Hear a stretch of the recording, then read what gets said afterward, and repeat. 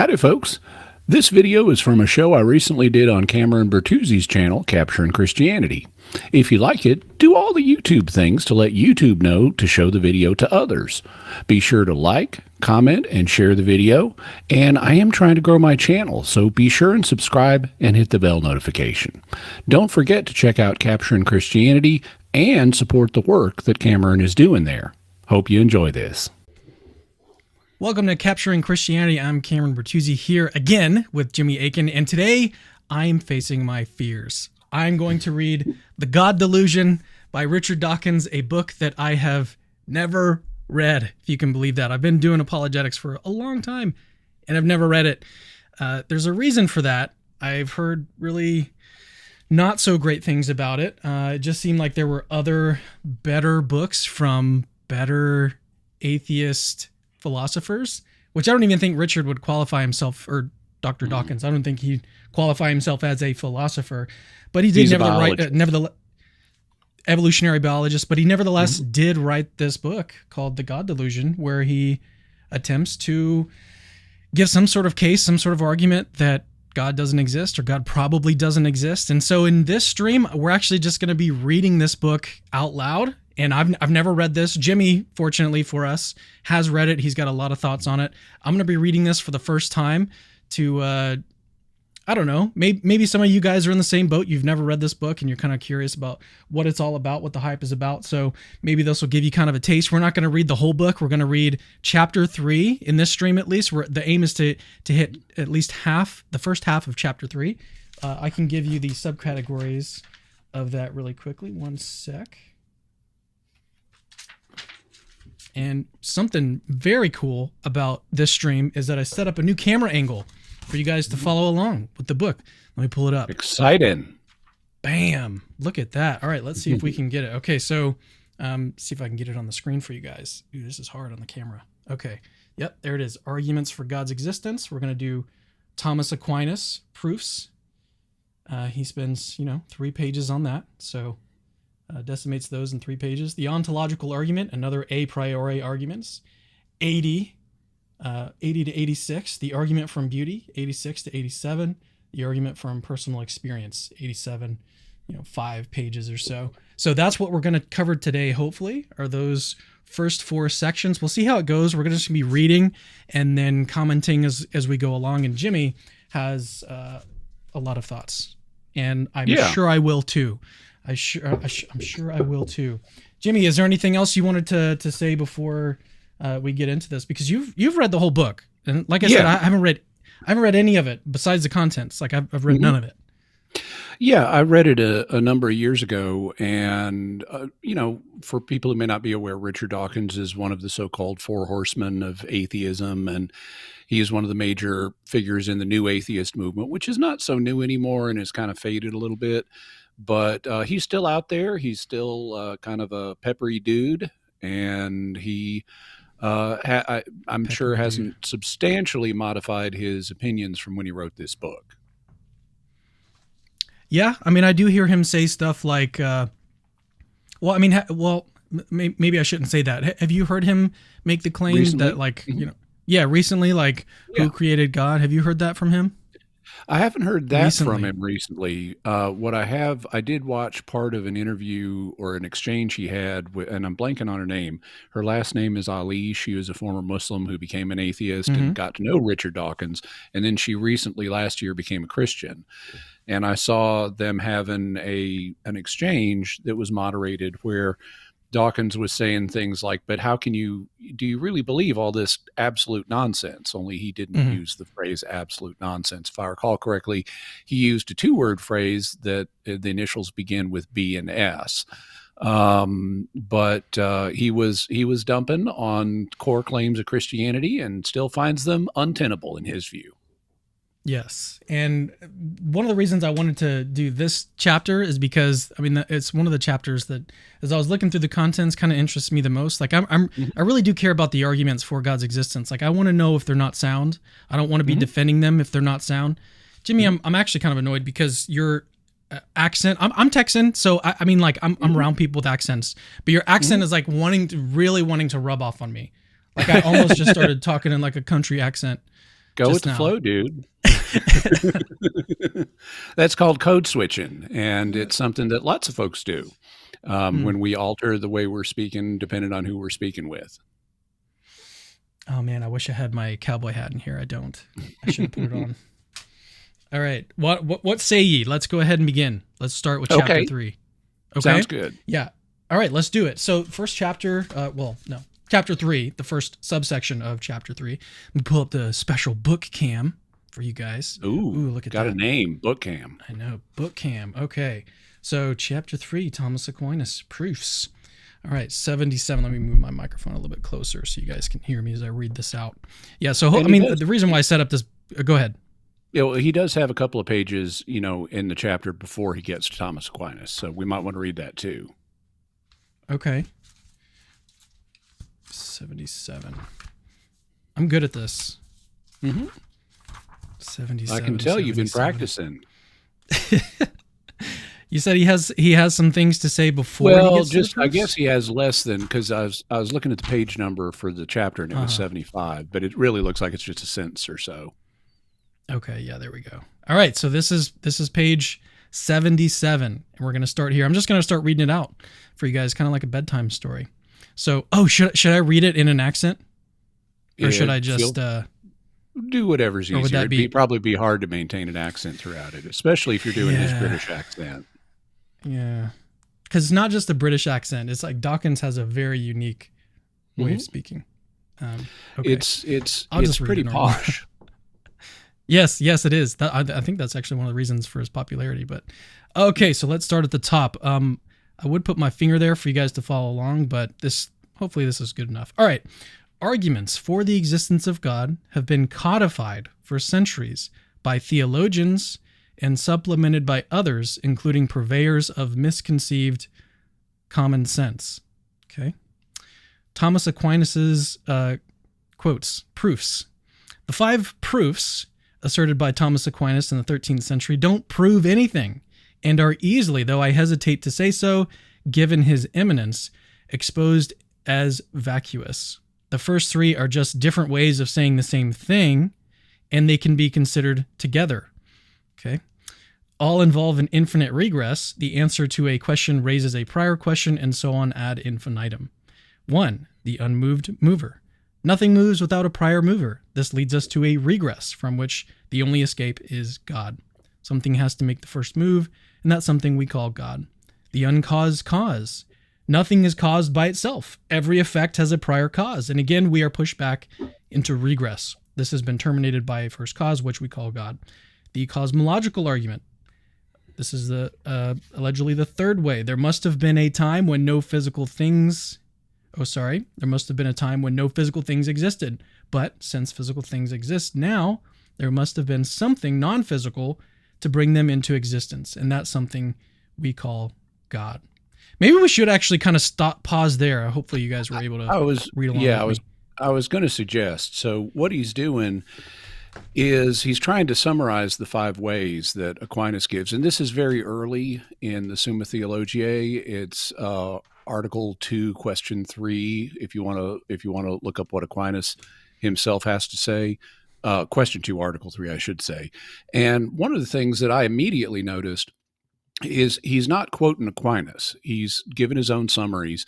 And as he's doing that, he is changing terms. Now, Aquinas wouldn't have a problem with referring to the first way as the argument for motion, because he does use that term, although it's a bit misleading. What Aquinas is calling motion is not what we would think of as motion.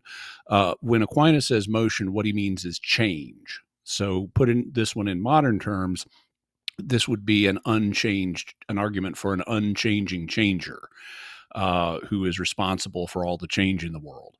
The second, he doesn't, now I don't have it in front of me at the moment, but the second way is one that Aquinas refers to using the term efficient cause.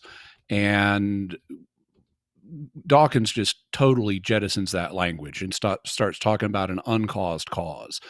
And yeah, some people may gloss it that way, but if you want to really be true to what Aquinas is saying, you need to use his terminology. And he's not talking about causes in general. He's talking specifically about efficient causes. An efficient cause is the thing, it's one of Aristotle's four classical causes, and it's the thing that is responsible for how something got to be what it is. So if you have a table, its final cause may be I can put stuff on it, so it's like I could put dinner plates on it and we could have dinner. So that would be its final cause. Its material cause is wood, or that's what most tables are made out of. But the efficient cause is the carpenter or the carpentry that makes the table. So Aquinas is talking specifically here about efficient causation, and Dawkins doesn't make that clear. Then in the third way, he characterizes it as the cosmological argument, but he's completely deviated from Aquinas' language. Aquinas refers to this as an argument from possibility and necessity.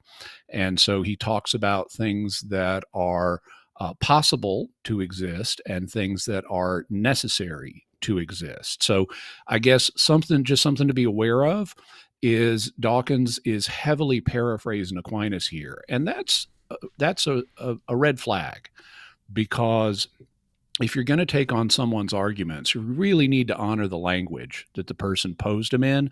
If you jettison the author's language and start using your own language, that's a setup for a straw man. And so that's, I guess, kind of my first point about these. A second point is he's dealing with summaries, because Aquinas is not arguing these here in depth. These are just brief summary arguments, as illustrated by the name of the work they're in, the Summa Theologiae. This is a compendium or summary of theology. And so if you want to read elaborated versions of these, you'd need to look elsewhere, either in Aquinas' writings or in somebody else's writings. Then there's the fact, so that's, I guess, my second point, that he's picking on summaries instead of elaborated discussions. And then the third point is that these arguments are 800 years old. And so there's been a lot of work done on these arguments and the principles that underlie them in the last 800 years.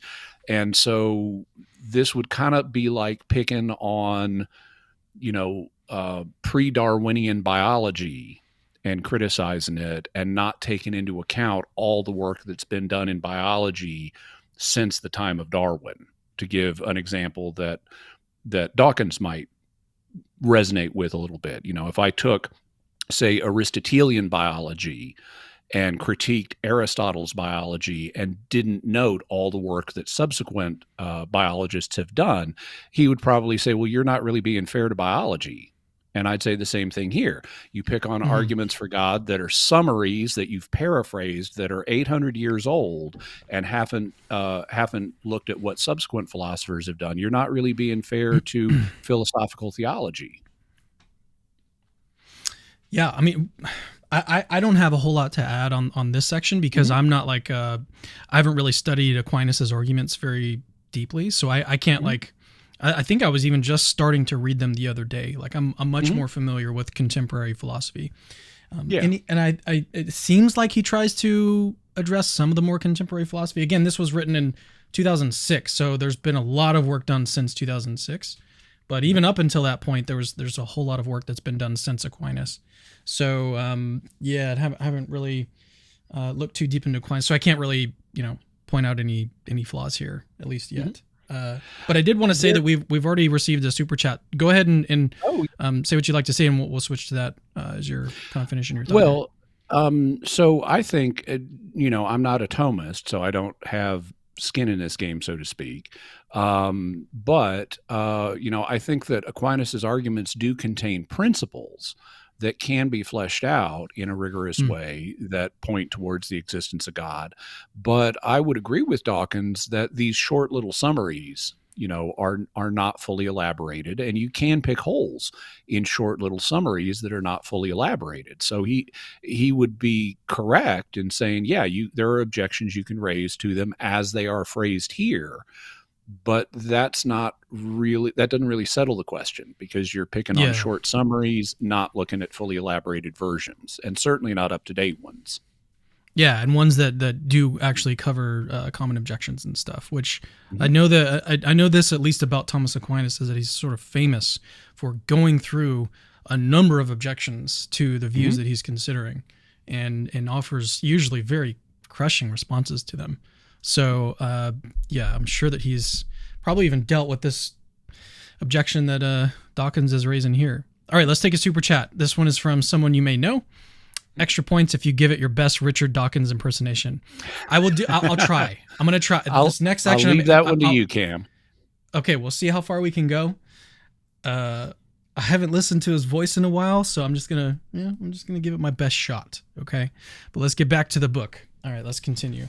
All right, so this one, we are right here. You guys can see all three.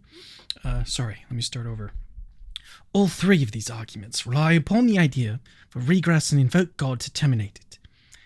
I don't know if you guys can even understand me, but I'll keep going. Okay. They make the entirely unwarranted assumption that God himself is immune to the regress, even if we allow the dubious luxury of arbitrarily conjuring up a terminator to an infinite regress and giving it a name simply because we need one.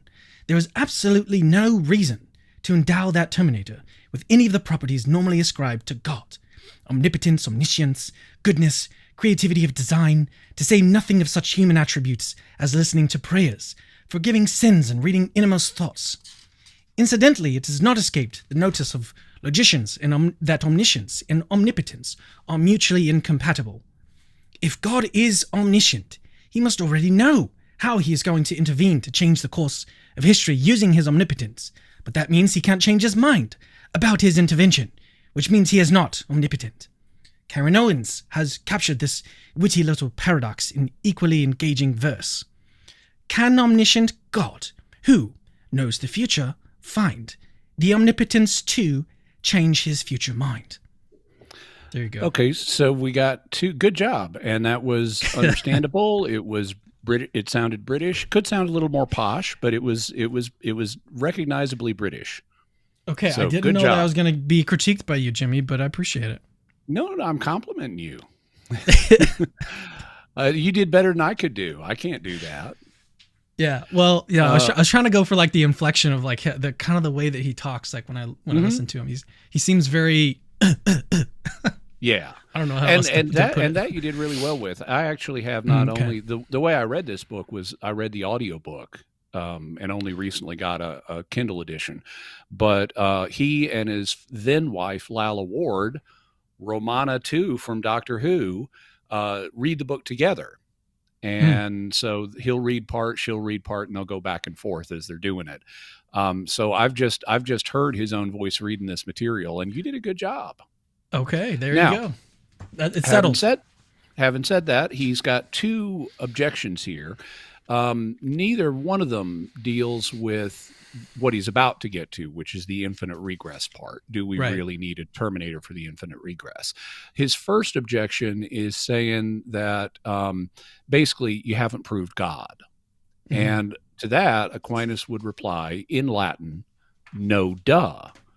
Or I suppose that would be non duh. That's what the rest of part one of the Summa Theologia is for.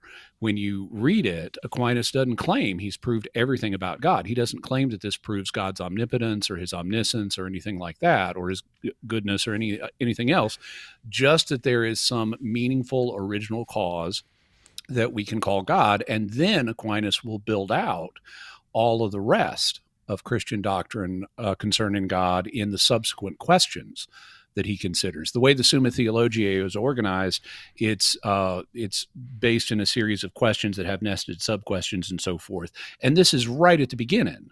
So all he's trying to do here is prove that there's something that you could conceptualize as God.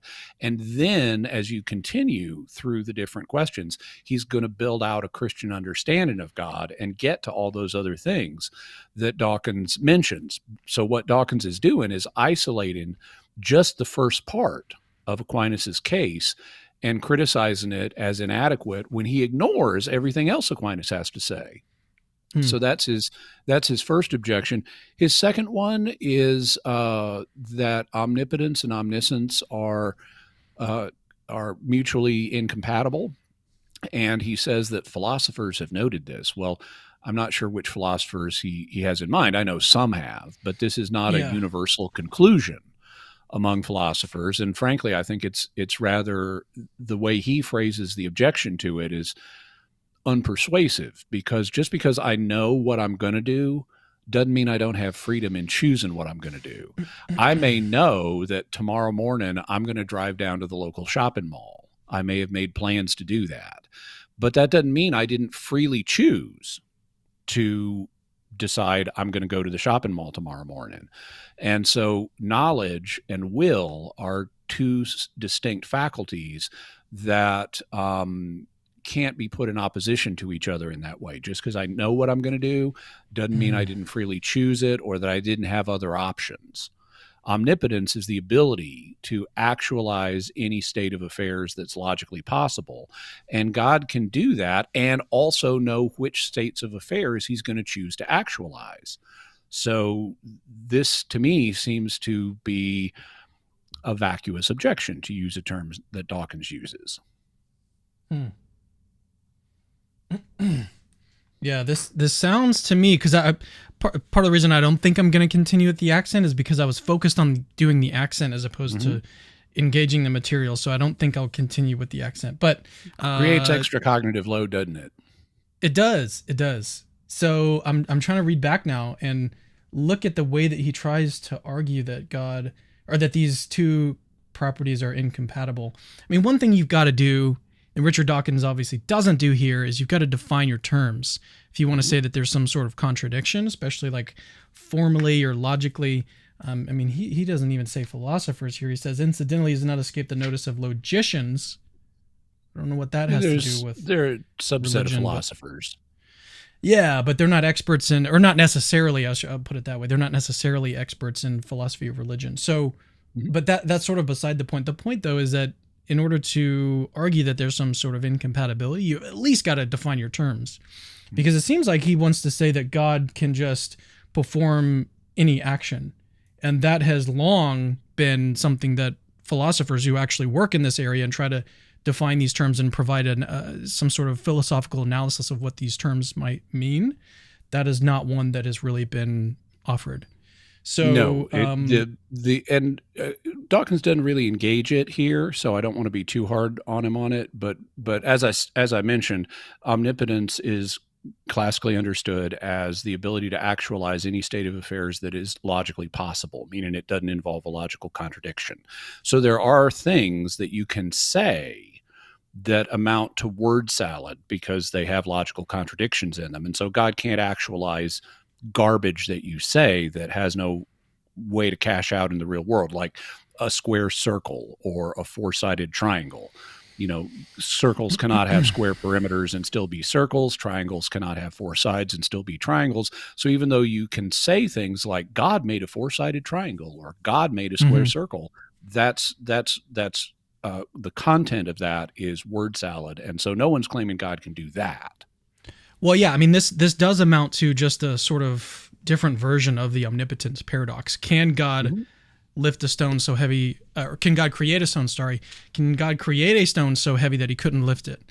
And what that does, I mean, people often point out that involves a logical contradiction. If you could create a stone so heavy that you couldn't lift it, that's literally just logically impossible. It's not a thing that anyone can do, not just God. No one can do that because it's not a thing that can be done. It just involves a logically contradictory statement. And that's what it is ultimately. And the same thing I think is going to apply here, because what he says is he must already, if God is omniscient, he must already know what he's going to intervene, how he is going to intervene to change the course of history using his omnipotence. But that means he can't change his mind about his intervention, which is the same thing. Like he can't pick up the stone that he just created that was so heavy that he couldn't lift it. And it involves a contradiction. Like if you already know what you're going to do infallibly, and on that basis you can't change your mind, that's logically contradictory. It's impossible to know what you're going to do, but then change your mind and do something else. That's logically impossible. No one can do that if you already have that knowledge. But the deeper question here, and this is something that people have pointed out a long time with respect to human freedom, like, do we have any free will if God knows what we're going to do in the future? Same thing is kind of being applied to, in the case of God here, like, does God have free will if he already knows what he's going to do? And people have pointed out that what this does is it confuses sort of chronological priority with logical priority.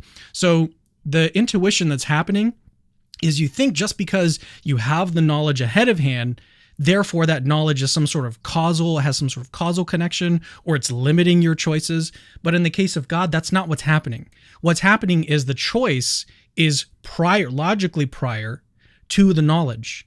So even though the chronology might be different, like maybe God even knew it from eternity past, the choice is ultimately what makes it happen. In the same way, in humans, this is maybe an analogy that could help you guys, is suppose I knew, like, if you're comparing like the best basketball team versus the worst basketball team, and they're about to face off, okay, right before maybe the off season. Okay, they just have one last game before they go to the off season. This is the number one team, and this is the very last team, and they're about to face off. And the probability that the better team is going to win is very high. You could even say, I think you have knowledge that this better team is going to win in this game, and then let's say that they actually do end up winning this game. Would you then complain and be like, well, you said that you knew they were going to win, so therefore that, like, does that cause the team to win? No, it's completely disconnected. Like, your knowledge of some fact is disconnected from the causal structure of what's happening that's causing that fact to obtain. So there's a disconnect between what we think or what we know versus how things are sort of playing out in the world. I don't know if that makes sense, but in the case of God, what he knows is completely different from the choices that he makes. If he made some choice from eternity past and he knew that choice from eternity past, it's literally impossible for him to change his mind because he already made that choice. And so nobody can do that. If you know infallibly what you're going to do, nobody, not even God, not an omnipotent being, nobody can do that. So it involves a logical contradiction, just like the stone paradox.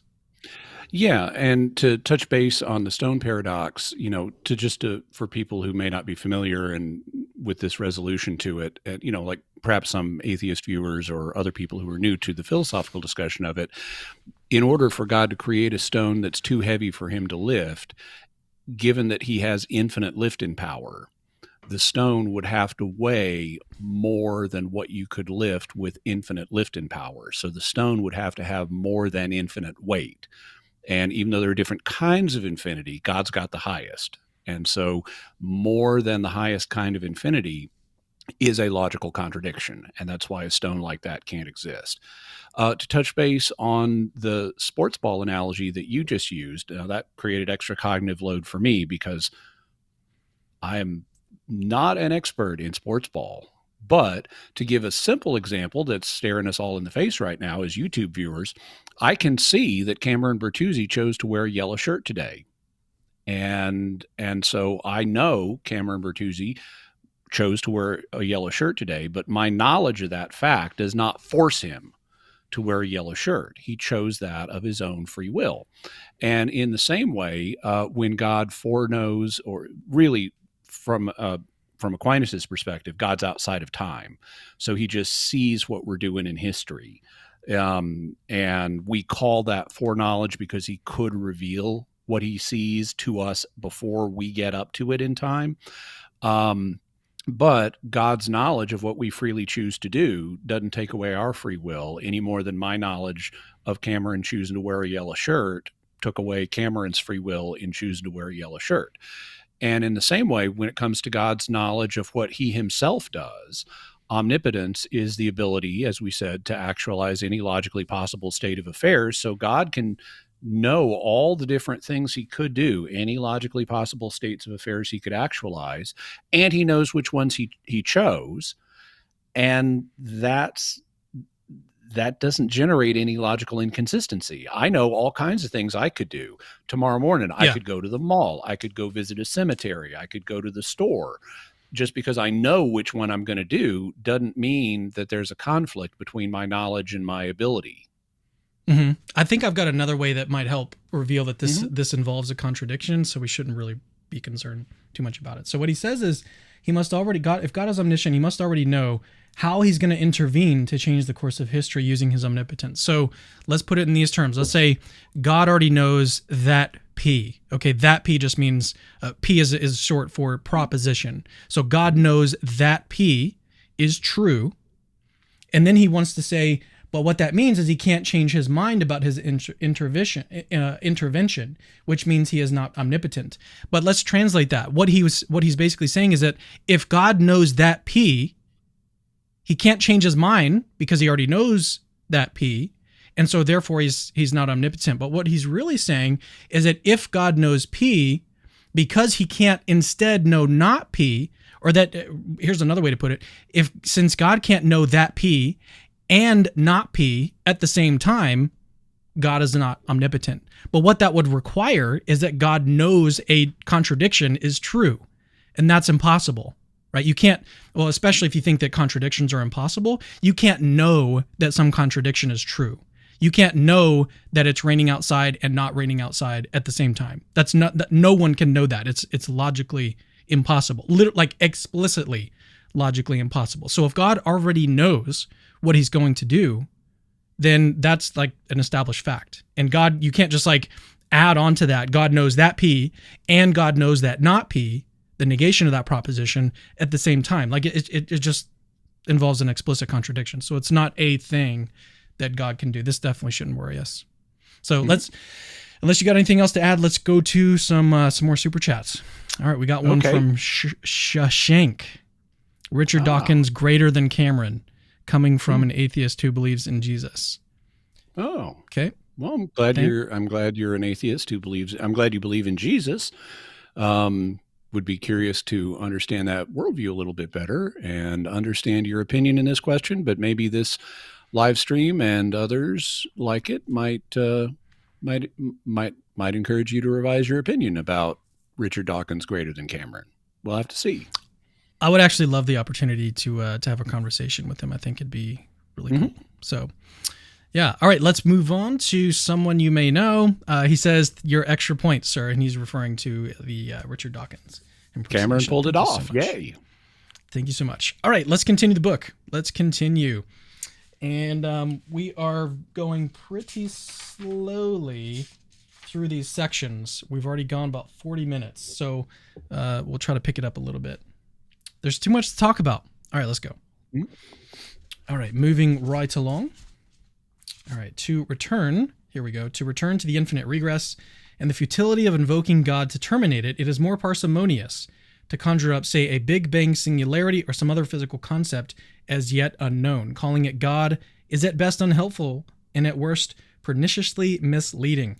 Edward Lear's nonsense recipe for crumboblious cutlets invites us to procure some strips of beef and, having cut them into the smallest possible pieces, proceed to cut them still smaller, 8 or perhaps 9 times. Some regresses do reach a natural terminator. Scientists used to wonder what would happen if you could dissect, say, gold into the smallest possible pieces. Why shouldn't you cut one of those pieces in half and produce an even smaller smidgen of gold? The regress in this case is decisively terminated by the atom. The smallest possible piece of gold is a nucleus consisting of exactly 79 protons and a slightly larger number of neutrons attended by a swarm of 79 electrons. If you cut gold any further than the level of the single atom, whatever else you get is not gold. The atom provides a natural terminator to the crumboblious cutlets type of regress. It is by no means clear that God provides a natural terminator to the regress of Aquinas. That's putting it mildly, as we shall see later. Let's move on down Aquinas's list. Okay, so here he's just getting through the first 3, right? And what he's done, allegedly here, is kind of argue that God is not really necessary for the regress, if there is one, that we should think instead, like, let's kind of go back here a little bit. What he's doing, we should a Big Bang singularity or some other physical concept as yet unknown. Right. So that's and his alternative hypothesis. He says calling it God is at best unhelpful and at worst perniciously misleading. And what he's thinking of there is, in terms of perniciously misleading, is if you import all of the other ideas about God, that he's omnibenevolent, omniscient, omnipotent, and so on, which are all things Aquinas hasn't tried to prove yet. So he would be right, Dawkins would be right, that if you just reflexively import all that stuff and think you've proved everything about the Christian view of God based on these types of arguments, then yeah, that would be misleading. He also, though, says it's unhelpful. And so he's thinking there, if you don't import all of these other aspects of the Christian view of God, and you just confine yourself to a base view of a first cause, or however you want to frame it, and we're going to call that God, he thinks that's unhelpful. Well, I'd say that's debatable. It depends on what else you can prove about God. So once again, we have an issue with the fact he's just confining himself to the very first thing that Aquinas tries to prove, and is ignoring the rest of Aquinas's case for God. In terms of his comparison to the crumbublious cutlets, and to the gold atom, he's correct that there are termini for various regresses, and the atom in the case of gold is one. Now, technically, I'd quibble with his definition of what a gold atom is, because while they do have 79 protons and a slightly larger number of electrons, they don't have to have a slightly higher number of neutrons. They don't have to have 79 electrons. There are ions of gold that can have different numbers of electrons, but that's just a minor scientific point, and he's a biologist, not a chemist, so we don't need to worry about that. But fundamentally, what he's trying to do is point out that there are, by appealing both to the crumbublious cutlets and to the gold atom, that there are ways that natural regresses can terminate that don't involve God. And he's right about that. But when we're talking about a single cause that's behind everything in the universe, it's a little bit more like God. I don't really have much more to add. I did notice one thing, though, like going back to, maybe I can put it up on the screen. We'll just see how easy it is to see. Okay, so in this, moving it down a little bit. So in this, his own summary of the cosmological argument, it says, there must have been a time when no physical things existed, but since physical things exist now, there must have been something non-physical to bring them into existence, and that's something we call God. And this, I mean, all he's trying to do here. Aquinas would disagree with that, by the way, because Aquinas is not going to say there was a time when there were no physical things. For Aquinas, time begins with the creation of the first things. Yeah, well, my point is that even given his own summary, that seems to rule out his own option here. So he says, to return to the infinite regress and the futility of invoking God to terminate it, it is more parsimonious. Whoops, it's not in. It's in focus. It is more parsimonious to conjure up, say, a Big Bang singularity or some other physical concept as yet unknown. So what he's limiting his explanation pool to is physical concepts. But his own summary basically prevents that. His own summary says there must be some non-physical thing to bring them into existence. So it's odd that, given his, again, this may not be an accurate summary of what Aquinas was actually getting at, but according to his own summary, he hasn't offered a solution to it. So I thought that's what sort of occurred to me, and I find fairly interesting. Yeah. Okay. And I, for some reason, closed the book, so now I've got to find my place again. Okay, here we go. We're ready to go. All right, let's continue. All right, so 4, we're here now discussing the argument from degree. Here we go. We notice that things in the world differ. There are degrees of, say, goodness or perfection, but we judge these degrees only by comparison with a maximum. Humans can be both good and bad, so the maximum goodness cannot rest in us. Therefore, there must be some other maximum to set the standard for perfection, and we call that maximum God. He says that's an argument. You might as well say people vary in smelliness, but we can make the comparison only by reference to a perfect maximum of conceivable smelliness. Therefore, there must exist a preeminently peerless stinker, and we call him God. Or substitute any dimension of comparison you like and derive an equivalently fatuous conclusion. So here's one where I have a little bit more sympathy with Dawkins. Now, I think that, so this is the fourth way, And he is, again, paraphrasing it. Mm-hmm. But I think that more work has to be done on the fourth way than the summary Aquinas gives. I think there is a valid insight here that can be used to build an argument for the existence of God, but at least in this passage, I don't think Aquinas has successfully done that. It also, from a 21st century perspective, it isn't helpful that Aquinas uses outdated science, because one of the examples he gives in the Summa is, when we talk about heat, we need some frame of reference with which to judge how hot something is. And he points to fire as that frame of reference, because he says fire is the hottest thing there is. Well, okay, turns out no.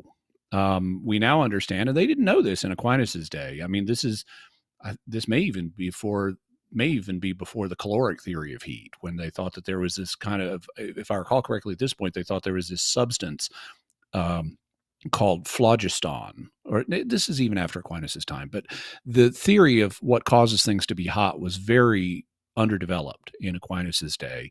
And fire is just not the hottest thing there is. Fire, we now know, is aggregate kinetic motion of molecules on a small scale. So the more the molecules vibrate, the hotter something is. And fire is a plasma where molecules have heated up to a certain point that they become detached from the substance they were originally part of, and they're sort of free floating as a kind of gas, kind of like gas. Although it's also electrically charged, and you can get hotter than that.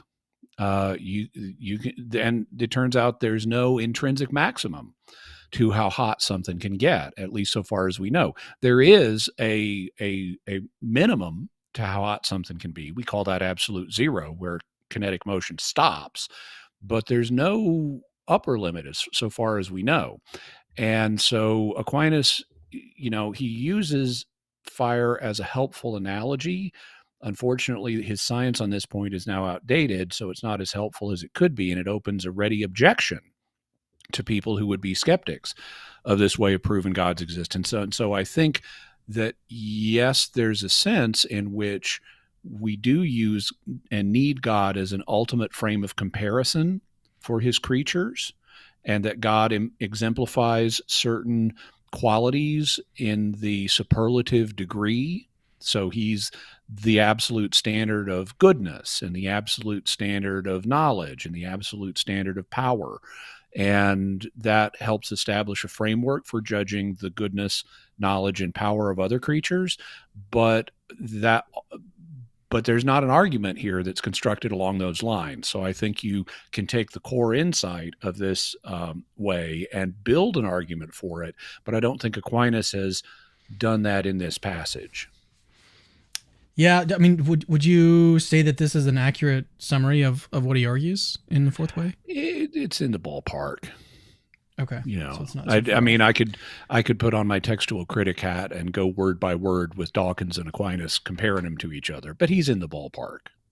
When I hear someone like Ed Feser talking about the different arguments for God mm-hmm. that are in Aquinas, the main one that I hear from him discuss is the argument from motion. I don't really hear mm-hmm. him discussing this one. So it's I don't know how popular this one is nowadays. Maybe it's sort of fallen out of popularity, especially with relation to the first two ways, or the first three ways. But yeah, let's go ahead and move on. Now, incidentally, if just to deal with one aspect of Dawkins's rebuttal, where he talks about, people have different levels of smelliness, and so we would need an ultimate stinker by which to judge smelliness with. Well, okay, that's interesting, but remember that for Aquinas, God is on the superlative end of things. So it's not that God's going to be the ultimate stinker. God would be the ultimate beautiful smell.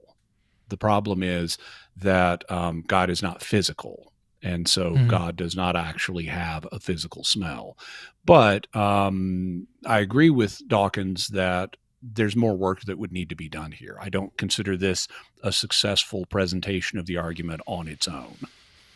Yeah, one thing that kind of occurred to me, and I'm debating even bringing this up because I don't know how mm-hmm. much it's going to help people, but there's obviously a difference between good and bad, which is sort of in the moral domain, and things that are in the smelliness domain, or maybe we could put that in the aesthetic category. So some people might think that there are these moral truths that are objective. It's objectively wrong to torture infants for just the fun of it. That's objective. Everyone is obligated to avoid that. But in the case of smells, better or worse smells, maybe there is no objectivity in that realm. And so we don't need some sort of objective standard by which to judge the different smells, because it's a different kind of thing. It's in a different category. It's not objective in the way that morality is objective. And so maybe that's one way to respond to this response from Dawkins, is that these are different domains that you're discussing here, and so it's not necessarily going to do much to the argument. Cool. All right, let's move on. Moving on to way number 5, the teleological argument, or argument from design. Things in the world, especially living things, look as though they have been designed. Nothing that we know looks designed unless it is designed. Therefore, there must have been a designer, and we call him God. Aquinas himself used the analogy of an arrow moving towards a target, but a modern heat-seeking anti-aircraft missile would have suited his purpose better. Interesting. So what? A modern heat-seeking aircraft would have suited his purpose? Just because it involves more design than an arrow does. Okay. Well, I'm trying to figure out why. I hope he's not suggesting that Aquinas should have used that. No, he's just saying from a modern perspective, he could have used this and it would have fit his point even better. Okay. All right. Let's continue with his critique here, and let's I'm going to skip forward and see. Okay, so we're about to move to ontological argument pretty soon. But yeah, as you see, he's debunked Aquinas in 3 pages. Wow. The argument from design is the only one still in regular use today. Okay. And it still sounds to many like the ultimate knockdown argument. Okay. The young Darwin was impressed by it when, as a Cambridge undergraduate, he read it in William Paley's Natural Theology. Unfortunately for Paley, the mature Darwin blew it out of the water. There's probably never been a more devastating rout of popular belief by clever reasoning than Charles Darwin's destruction of the argument from design. It was so unexpected. Thanks to Darwin, it is no longer true to say that nothing that we know looks designed unless it is designed. Evolution by natural selection produces an excellent simulacrum. What simulacrum? Simulacrum. Simulacrum of design, mounting prodigious heights of complexity and elegance. And among these eminences of pseudo-design are nervous systems which, among their more modest accomplishments, manifest goal-seeking behavior that even in a tiny insect resembles a sophisticated heat-seeking missile more than a simple arrow on target. I shall return to the argument from design in chapter 4. Okay, so this one strikes me. I have a lot of doubt, skepticism, put it that way, that this is an accurate summary of Aquinas' fifth way. It's not bad. Does he actually say that nothing we know looks designed unless it is designed? Well, I can give you his exact words. So here's how Aquinas puts the fifth way. I really hope that's not what Aquinas said. He says the fifth way is taken from, but this is another example of Dawkins paraphrasing, because Aquinas doesn't call this the argument from design. But he says the fifth way is taken from the governance of the world. We see that things which lack intelligence, such as natural bodies, act for an end. And this is evident from their acting always or nearly always in the same way, so as to obtain the best result. Hence, it is plain that not fortuitously, but designedly do they achieve their end. Now, whatever lacks intelligence cannot move towards an end unless it be directed by some being endowed with knowledge and intelligence, as the arrow is shot to its mark by the archer. Therefore, some intelligent being exists by whom all natural things are directed to their end, and this being we call God. So it is a version of the design argument. He basically says we see natural things in the world that lack intelligence behaving in a certain way to produce a good effect. They couldn't do that on their own. Therefore, we need to postulate a designer in nature that sets them in their assigned places and motions.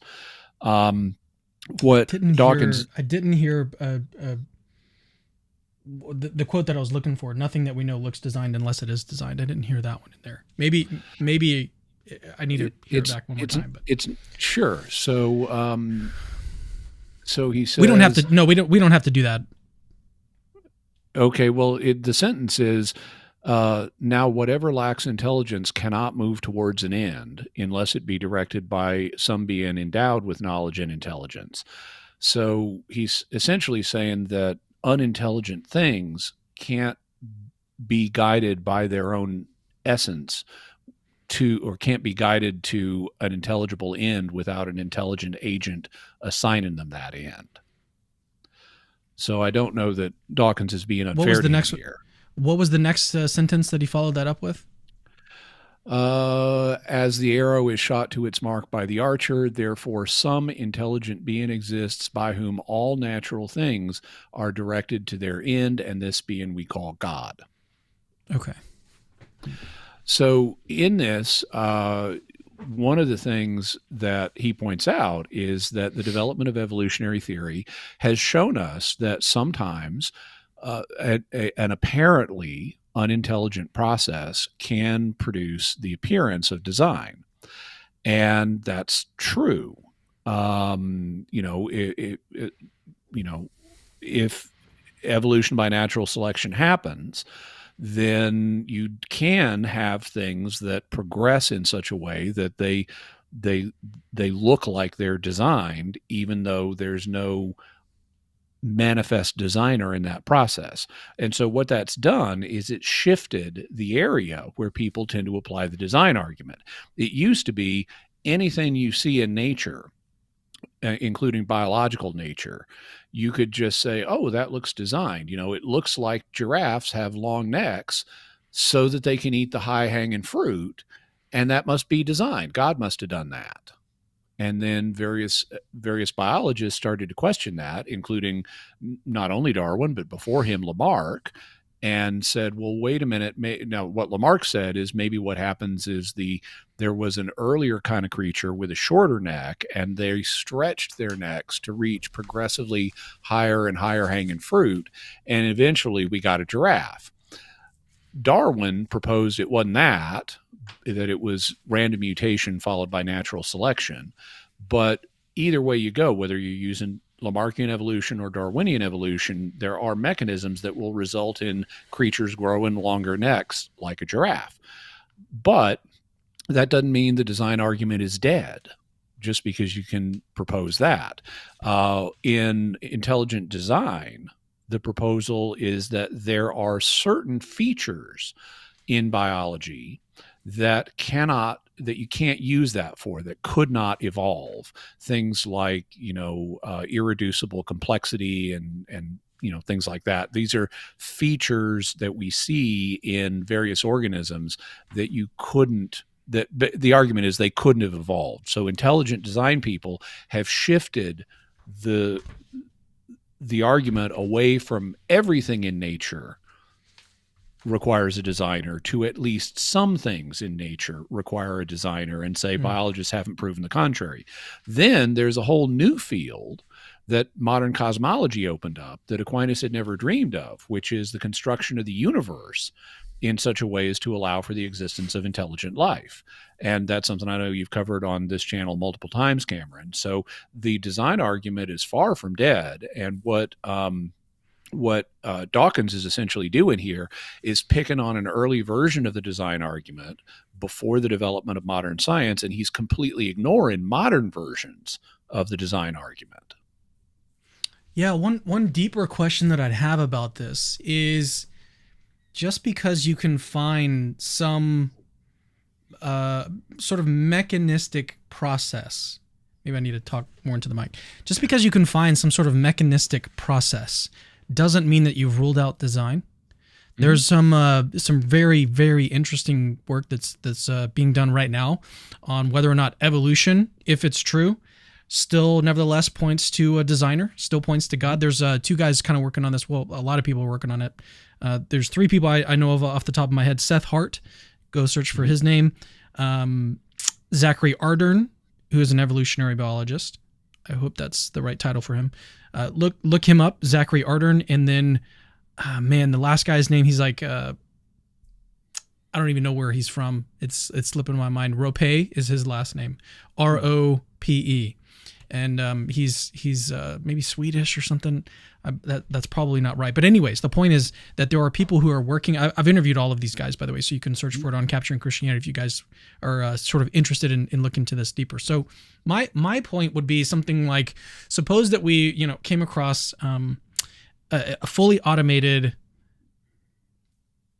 car manufacturing facility. Okay. And you could say, well, all of this is natural. Like the fact that the machines are doing all of the work, like that's natural. That's not a human that's doing the work here. So this is a fully automated process. This is all mechanistic, right? You could say that this is all natural. But then the deeper question would be, well, is there some sort of design that's at a deeper level in the whole system?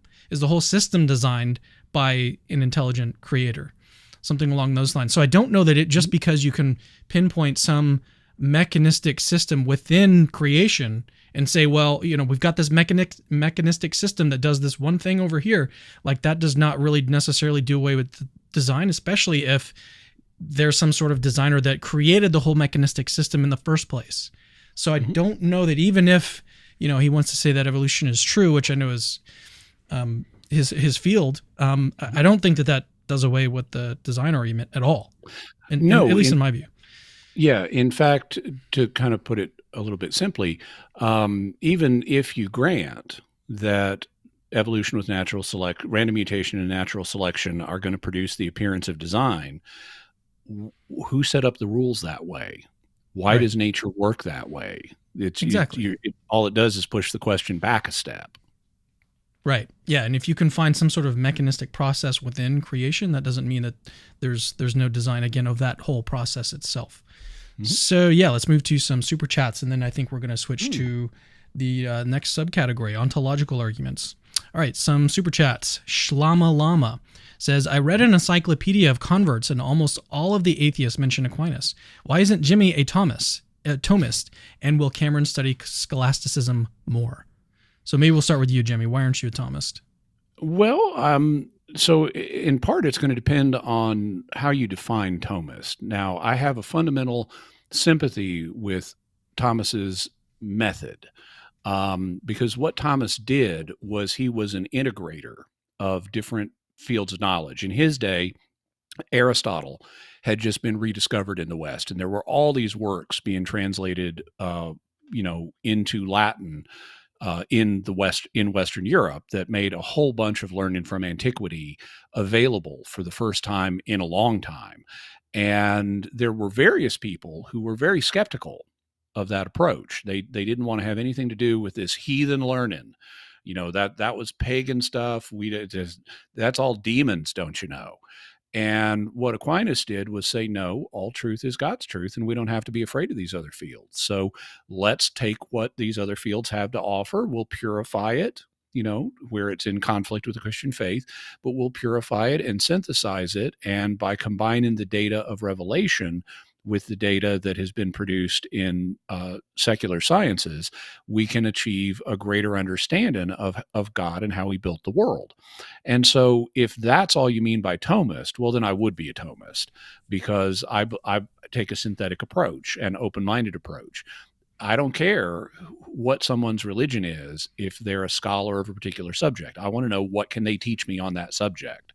And then if they have mistaken ideas because they're not a Christian, well, I can correct for that, which is what Aquinas did with Aristotle. Aristotle wasn't a Christian, and he had ideas like the eternity of the world that are not compatible with the Christian faith. And so Aquinas would correct for those, but otherwise use what is reasonable in Aquinas. And so I try to pull from all kinds of different fields. People sometimes will ask me, what did you think of the latest apologetic book? And my answer would, if I'm being honest, is I don't know, because I don't read the latest apologetics books. I'm reading physics, and I'm reading history, and I'm reading parapsychology, and I'm reading archaeology and linguistics, and I'm trying to pull in data from all of these different fields and synthesize it and push the field of apologetics further. I'm trying to expand the apologetics envelope rather than just continually repeating the same arguments that have been used for a long time. And so I have fundamental sympathy with Thomas's project. But Thomas also has commitments to various principles, many of them from Aristotle, that I'm not persuaded by. I don't know that. I mean, a lot of what Aquinas does, when I read the Summa, and I do read, his writings. I read the Summa Theologiae, and I read the Summa Contra Gentiles, and I read other writings by Aquinas. He's a great starting point. But when I read a lot of what he's doing, I find myself thinking, this I understand why he's making this line of argument, but he's proceeding philosophically, and today we'd handle this question scientifically. Or he'll be indebted to certain schools of thought, and he'll conclude theologically, and he'll conclude that something is or is not fitting for God to do, and just as if that settles the matter, and he's using kind of his own intuitions to determine what it is or is not fitting for God to do. And concluding that therefore that even though he'll say God could do otherwise, but it's fitting for God to do this, therefore that's all that happens. And I'm much more inclined to say, no, there's more mystery to God. God does a lot of things that are surprising. So I recognize God could choose. Hello, Luna. I got my sister's dog here. That looks like my dog. Does it? Did we already talk about that? My dog is Australian Shepherd. She's a mini Australian. She's a mini Australian Shepherd. Luna is. Yeah. Yeah. Wow. Same dog. Wow. Yeah. She's the sweetest dog. Oh, Luna is super sweet. But so I'm more inclined to say I'm comfortable with the mystery rather than concluding what God definitely does. I mean, Aquinas and I would agree on the range of things God can do. But I just don't want to say, and therefore he must do this one and only this one because I perceive it as the most fitting thing for God to do. I'm more comfortable saying I want to leave it up to God. I'd not try to box in God with my own personal human intuitions about what is most fitting for God to do. So I ultimately don't share various commitments that Aquinas has, including his metaphysics. I find his metaphysics to be significantly unpersuasive to me. So that's kind of a general sketch of why I'm not a Thomist. I use Thomas. I use him as a starting point for research. I use him as a reference point in research. But I'm ultimately not persuaded by him. I think various other figures, like, for example, John Duns Scotus, the subtle doctor. Aquinas is the angelic doctor. John Duns Scotus is the subtle doctor. On some things, I think Scotus is right, and on some things, I think Aquinas is right. And so I don't fit in a single school. I'm an Orthodox Catholic, and I don't belong to any particular school. I'm an eclecticist. You should look into the work of Thomas Ward on the topic of Scotism. He's one of the world premier philosophers on that. Pretty awesome guy. Okay, so why doesn't Cameron study scholasticism more? The main thing will you study it more?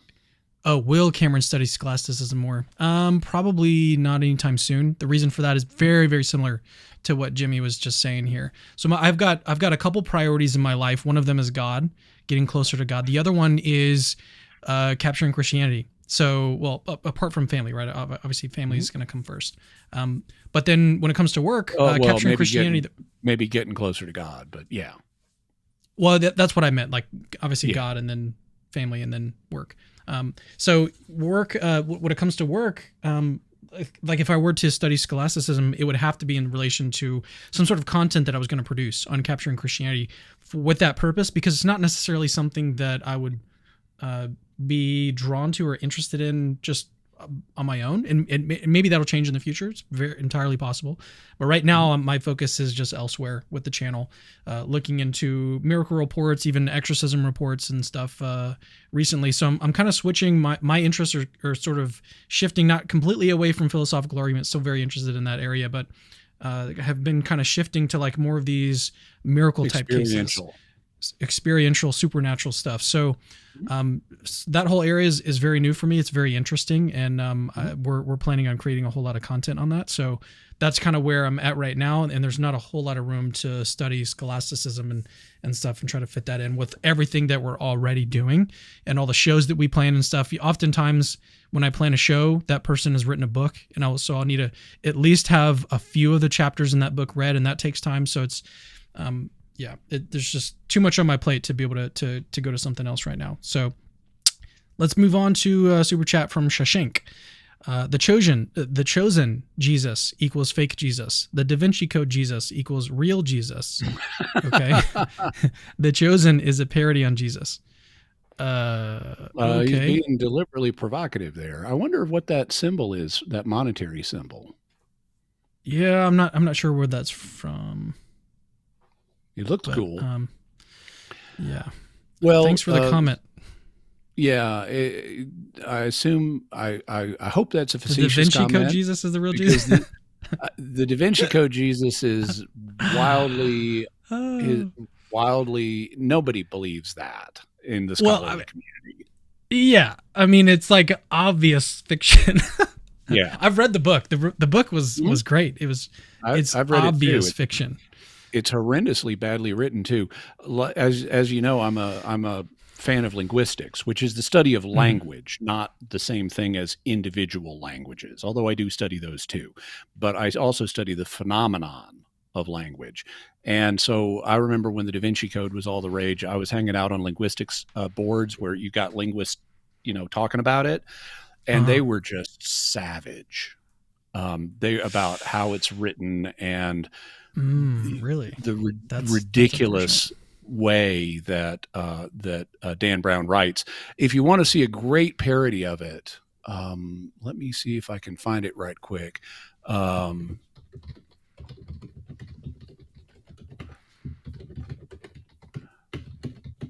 It's called "Don't Make Fun of Renowned Dan Brown." It was an article in a British newspaper that was released back when one of his novels was coming out a few years ago. And it's written in a parody of the way Dan Brown himself writes. And I'll give you a little taste of it. Renowned author Dan Brown woke up in his luxurious 4-poster bed in his expensive $10 million house, and immediately he felt angry. Most people would have thought that the 48-year-old man had no reason to be angry. After all, the famous writer had a new book coming out. But that was the problem. A new book meant an inevitable attack on the rich novelist by the wealthy wordsmith's fiercest foes, the critics. Renowned author Dan Brown hated the critics. Ever since he had become one of the world's top renowned authors, they had made fun of him. And it goes on like that, and it's absolutely hilarious. So don't make fun of renowned Dan Brown. All right, let's move on. Brian says, guys, this is awesome. Never change. Clears throat. Please persist in actualizing all conceivable potentialities inherent in your selfhoods. I don't know if that's what will that was do. Even, intended to be a Richard Dawkins accent, but I thought I would throw it in there. Thank you so much for your super chat. Out of the Echo. I'm an atheist, but I don't think evolution is a good reason to not believe in God. Also, I don't think the church should be anti-evolution. The church, the Catholic Church, is not anti-evolution. Nope. There's also a lot of Protestant churches that are not anti-evolution, but there are a lot of churches that are, unfortunately. So yeah. And evolution is not a good reason to disbelieve in God. Well, some people will want to use facts about evolution and put it into an argument from evil, which I'm actually in the beginning stages. I'm going to give you guys a little sneak peek into some things that are going on behind the scenes. I'm in the beginning stages of writing a script for a what are these things called? A documentary? No, not documentaries. We are working on those, but a skit. I'm going to be doing a skit. Sort of a funny skit on a related topic. So I'm not going to spill the beans just yet. But yeah, I wanted to mention that. So let's move on. We've got a few super chats to get through. Yeah, you want to say something? Well, I was going to say, while we're talking about behind the scenes stuff, we might want to talk about where we are in the current fundraising effort, because Yeah, that's a great idea. Let's do that. We made a lot of progress thanks to your help. The people who watch this channel and see the value in its work. We've made a lot of progress. We need to from where we started, because we hadn't been able to fundraise for some time before that. Normal attrition led to the fall off that every nonprofit organization has to deal with. And in order to deal with it, they have to do routine ongoing fundraising. And that hadn't been happening for a variety of reasons, including Cameron had a new baby, which is, parents don't get any sleep, and it impairs your what you can get done during the day. So there were a lot of things like that prevented us from doing the normal maintenance fundraising. And so we're in catch-up mode now, and we've made a lot of progress. We need to raise an extra $4,000 a month compared to where we started, and thus far we've raised basically 3/4 of that. We're now at $3,100 a month. We need to make an additional $900. So we're 3/4 of the way there, which is awesome, but we still need your help. And so, you can become a patron on Patreon and make a pledge. If we had, just a few dozen more donors at $25 a month, that would get us there. We need to make $900. So that's 28 donors at $25 a month. Just 28 people at $25 a month. We would be done. We've got 250 people watching right now. Yeah. So and thousands more that will watch in the future. Yeah. This is a very doable goal, but we do need to hear from you.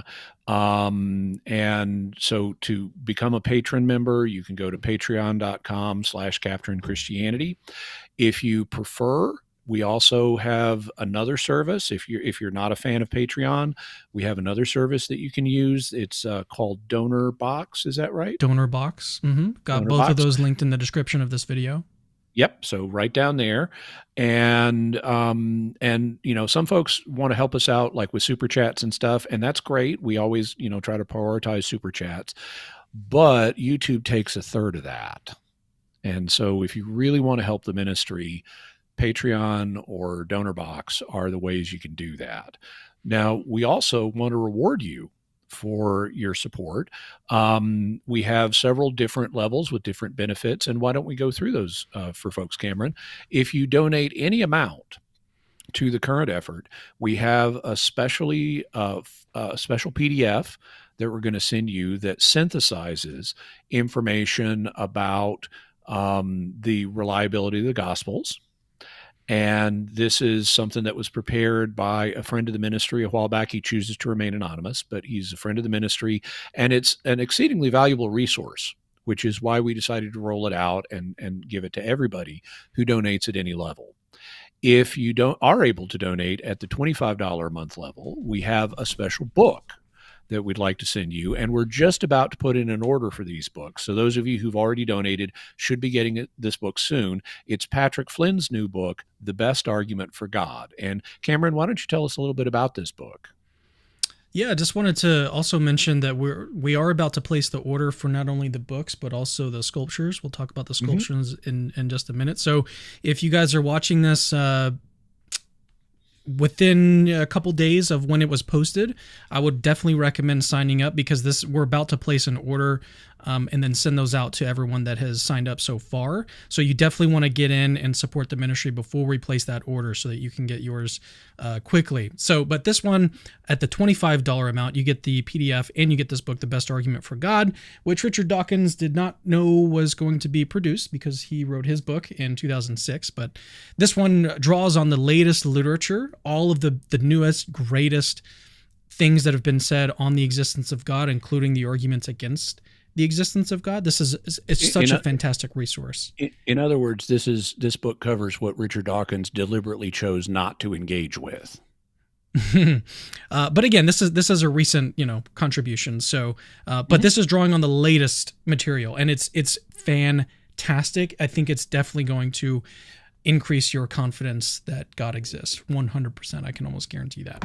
So that's at the $25 level. And then if you guys want to support at the $50 level, we're doing something special we've never done before. We've done book giveaways in the past, and new awesome books are always coming out. But this is something we've never done before. This is a sculpture based on the Shroud of Turin. Let me see if I can actually get the camera there we go to focus in on it. Yeah, so this is a sculpture. It keeps wanting to focus on my face. Come on now. There it is. Okay. Based on Shroud of Turin. We actually just did a video yesterday on the carbon dating issue about the Shroud of Turin. But this is based on the image that we find in the shroud. So you can actually see the wounds in Jesus' side here, all the wounds on his arms, on his face, and on his body. But these are all directly taken artistically from the shroud. And what we're doing is we're giving this as a 12-inch sculpture. You can hang it on your wall. You can put it on your bookshelf.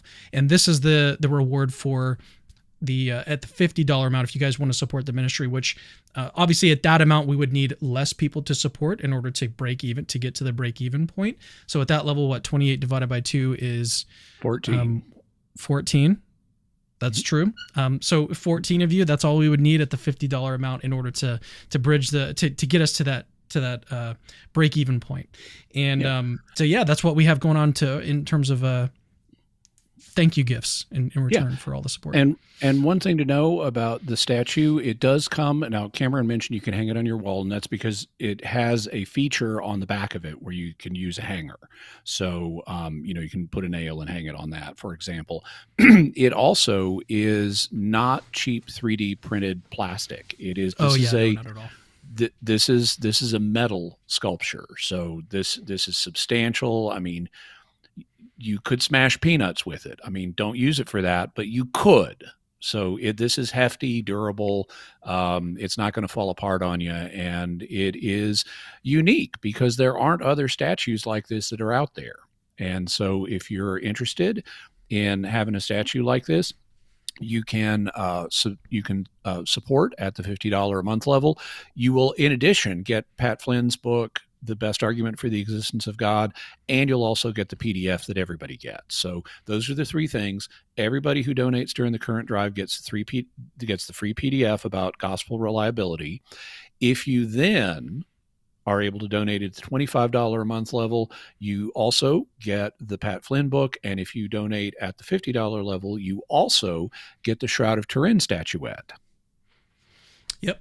One other thing I was going to mention is that this, as you said, this is not available anywhere, the sculpture. Mm-hmm. And it's also valued at about $350. Like honestly, it probably is worth more than that with how quality it is.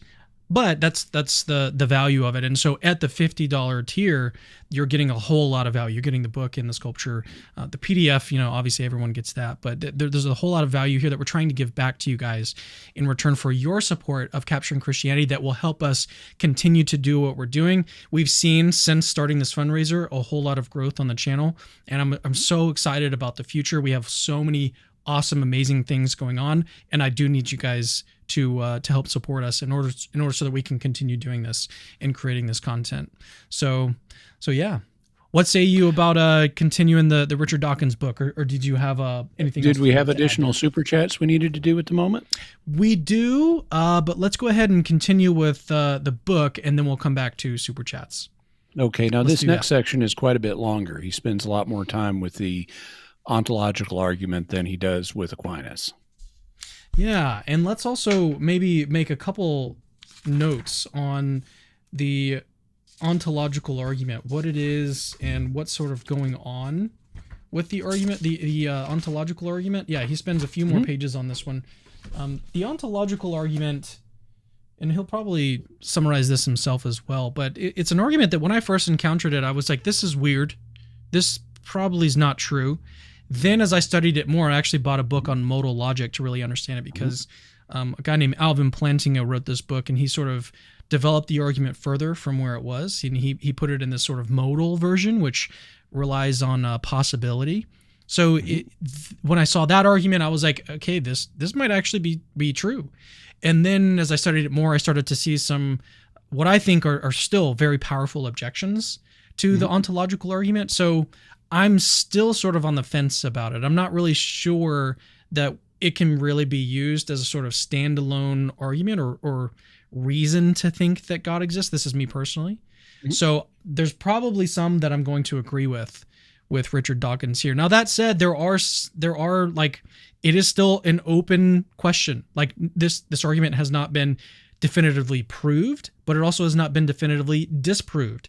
And that's even as a result of, like, there was a article that was recently published by some friends of mine, Graham Oppie, Josh Rasmussen, and Joe Schmid. They recently updated the article on ontological arguments that's on the Stanford Encyclopedia. Mm-hmm. So you guys can go check that out if you want. But I even talked with Josh Rasmussen about this yesterday. And I was trying to get, like, what is the sort of overall sense of, like, where philosophers think this argument lands right now? What is it? Is it just, like, completely useless? Is it because Oppie and Joe were not convinced that this argument is sound or anything? And I was like, so what is the current state of this argument? And basically he was saying that it's not dead, but it does need, like, people need to develop it more, and it's not dead, but it definitely needs to see some more action on it. So yeah, that's basic my thought here. Yeah, to give just a little bit of extra background on it. So this argument was formulated by St. Anselm of Canterbury, like about a century before the time of Aquinas. And he proposed a version of it that's sort of the seminal version. It's the one that kind of originated or popularized this line of thought. But he was far from the only person to explore this. About a century after Aquinas' time, John Duns Scotus had some criticisms of Anselm's version of it. And so, this is not something that all Christian thinkers are agreed upon. But then he proposed essentially another version of the ontological argument.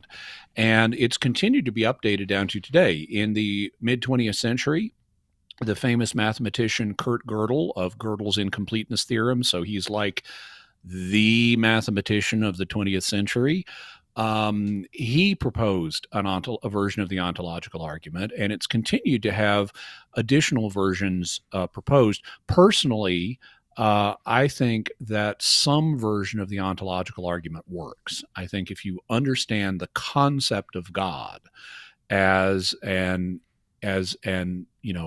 omni-perfect being, that entails its own existence. I have not personally worked out how I would articulate it, but I think that there is a core insight in the ontological argument strategy that if you correctly understand the concept of an omniperfect being, such a being must exist. Not because I believe it, not because I've thought of it, which is kind of the route that Anselm goes, but because the concept itself of omniperfection must be instantiated.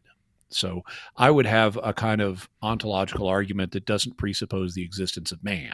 So it's not that, as Dawkins will get into, Anselm and he's wildly paraphrasing him. He's not really given what Anselm said, but Anselm had basically, if you can think of a greatest possible being, then an even greater one would be one that exists in reality. And so the concept of a greatest possible being would include real existence. And I think there's a core insight there that is valid and could be fleshed out, but I would agree with Duns Scotus and others that Anselm hasn't himself necessarily fleshed it out in a way that meets all objections. All right, let's go ahead and continue. The book. Switch to the book cam. There it is. All right, bring it down a little bit for you guys to see. All right, arguments for God's existence fall into two main categories, the a priori and the a posteriori. Thomas Aquinas' 5 are a posteriori arguments relying upon inspection of the world. The most famous of the a priori arguments, those that rely upon pure armchair ratiocination. What is that word? Ratiocination. That means reasoning. Ratiocination. There you go. It's a posh word for reasoning. Okay. Come on, Richard. All right. Is the ontological argument proposed by St. Anselm of Canterbury in 1078 and restated in different forms by numerous philosophers ever since. An odd aspect of Anselm's argument is that it was originally addressed not to humans but to God himself in the form of a prayer. You'd think that any entity capable of listening to a prayer would need no convincing of his own existence. Okay. Owned. He's just picking on the form that Anselm chose to write it in as a devotional exercise. Yeah. Good one. All right. It is possible to conceive, Anselm said, of a being that which nothing greater can be conceived. Even an atheist can conceive of such a superlative being, though he would deny its existence in the real world. But, goes the argument, a being that doesn't exist in the real world is, by that very fact, less than perfect. Therefore, we have a contradiction, and hey, presto, God exists. Let me translate this infantile argument into the appropriate language, which is the language of the playground.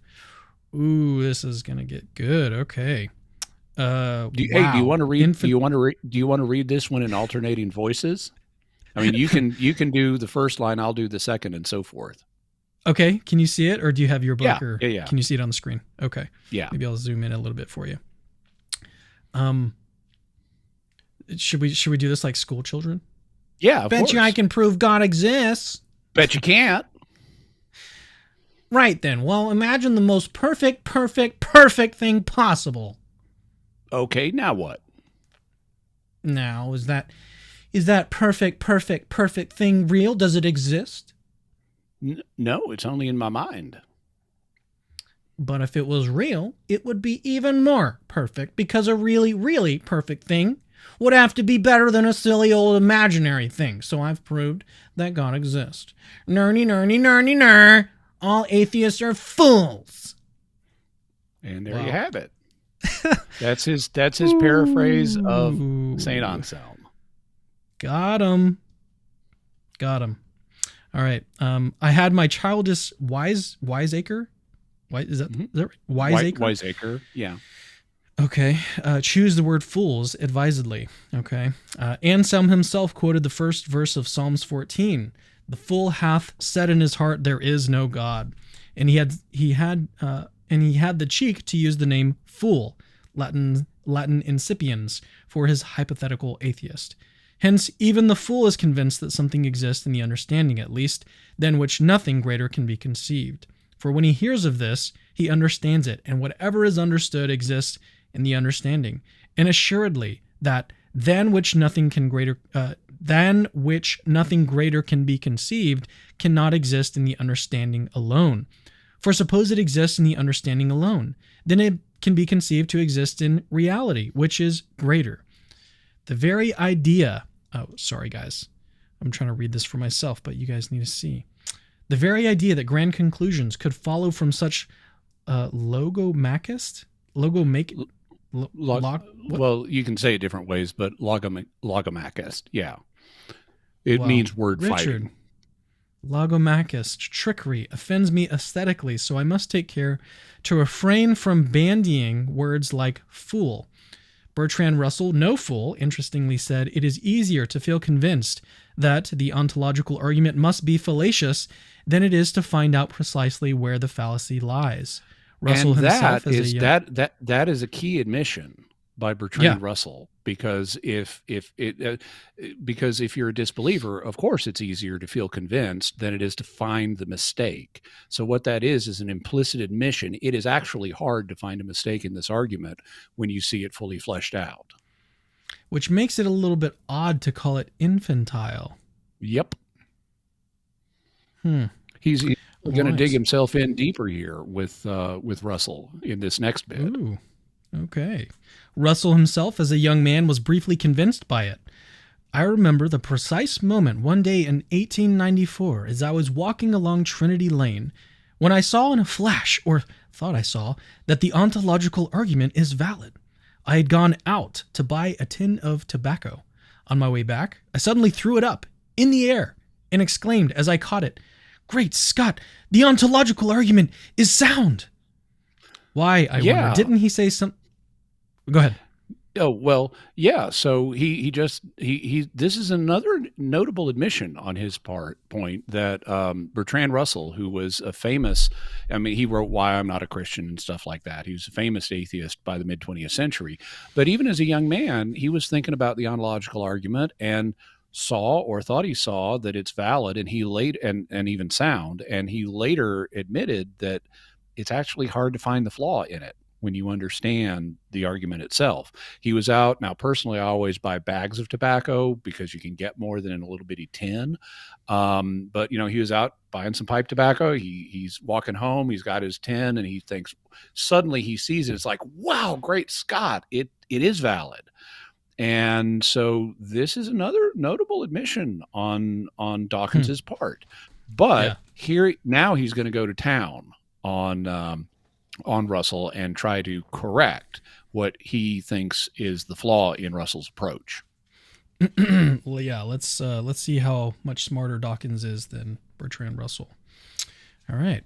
Why, I wonder, didn't he say something like, "Great Scott, the ontological argument seems to be plausible, but isn't it too good to be true that a grand truth about the cosmos should follow from a mere word game? I'd better set to work to resolve what is perhaps a paradox like those of Zeno. The Greeks had a hard time seeing through Zeno's proof that Achilles would never catch the tortoise. But they had the sense not to conclude that therefore Achilles really would fail to catch the tortoise. Instead, they called it a paradox and waited for later generations of mathematicians to explain it, with, as it turned out, the theory of infinite series converging on a limiting value. Russell himself, of course, was... So we may want to explain that for folks who may not be familiar with Zeno's paradoxes. Zeno was a pre-Socratic Greek philosopher who proposed a number of paradoxes that involved motion, and one of them is Achilles and the tortoise. Achilles is the fastest human. He is the fleetest of foot. And a tortoise can't move nearly as fast as Achilles. So here's the paradox. You put Achilles and the tortoise in a race together, and you give the tortoise a head start, let's say 1 meter. And let's say the whole race is going to be 1 kilometer long. You've given the tortoise a 1 meter start. Okay, the firing gun goes off, and Achilles races very fast towards the tortoise and catches up to the 1 meter mark. But in the time that he's gotten to the 1 meter mark, the tortoise has moved 1 centimeter ahead. And so then Achilles covers that next centimeter. But in the time Achilles took to cover the next centimeter, the tortoise will have moved 1 millimeter ahead. And so you keep iterating this, and in Zeno's telling of the paradox, what happens is every time Achilles moves to where the tortoise was, the tortoise has moved slightly farther ahead. And so Achilles, the fleetest of foot, cannot end up catching the tortoise if the tortoise has any kind of head start. Now, that's obviously not what happens in real life, but the Greeks didn't have the mathematics to show why. And it wouldn't be until after the invention of calculus that we had a way to mathematically model what actually is going on in this situation. So that's post-Newton, post-Leibniz. And Dawkins is right. The Greeks didn't know why Achilles can catch the tortoise. They couldn't do the math for it. And so they said, well, it's a paradox. And they, in essence, left it to future mathematicians to figure out how that would work. At least all the ones who were observationists and looked at what happened in the real world, that's what they did. Should we continue? Yeah. Sorry, just wanted to put in a footnote there for people who might not know Achilles and the tortoise. Gotcha. Okay. All right. So Russell himself, of course, was as well qualified as anyone to understand why no tobacco tin should be thrown up in celebration of Achilles' failure to catch the tortoise. Why didn't he exercise the same caution over St. Anselm? I suspect that he was exaggeratedly fair-minded. He was an exaggeratedly fair-minded atheist, over-eager to be disillusioned if logic seemed to require it. Or perhaps the answer lies in something Russell himself wrote in 1946, long after he had rumbled the ontological argument. The real question is there anything we can think of, which, by the mere fact that we can think of it, is shown to exist outside our thought. Every philosopher would like to say yes, because a philosopher's job is to find out things about the world by thinking rather than observing. If yes is the right answer, there is a bridge from pure thought to things. If not, not. My own feeling, to the contrary, would have been an automatic deep suspicion of any line of reasoning that reached such a significant conclusion without feeding it a single piece of data from the real world. Perhaps that indicates no more than that I am a scientist rather than a philosopher.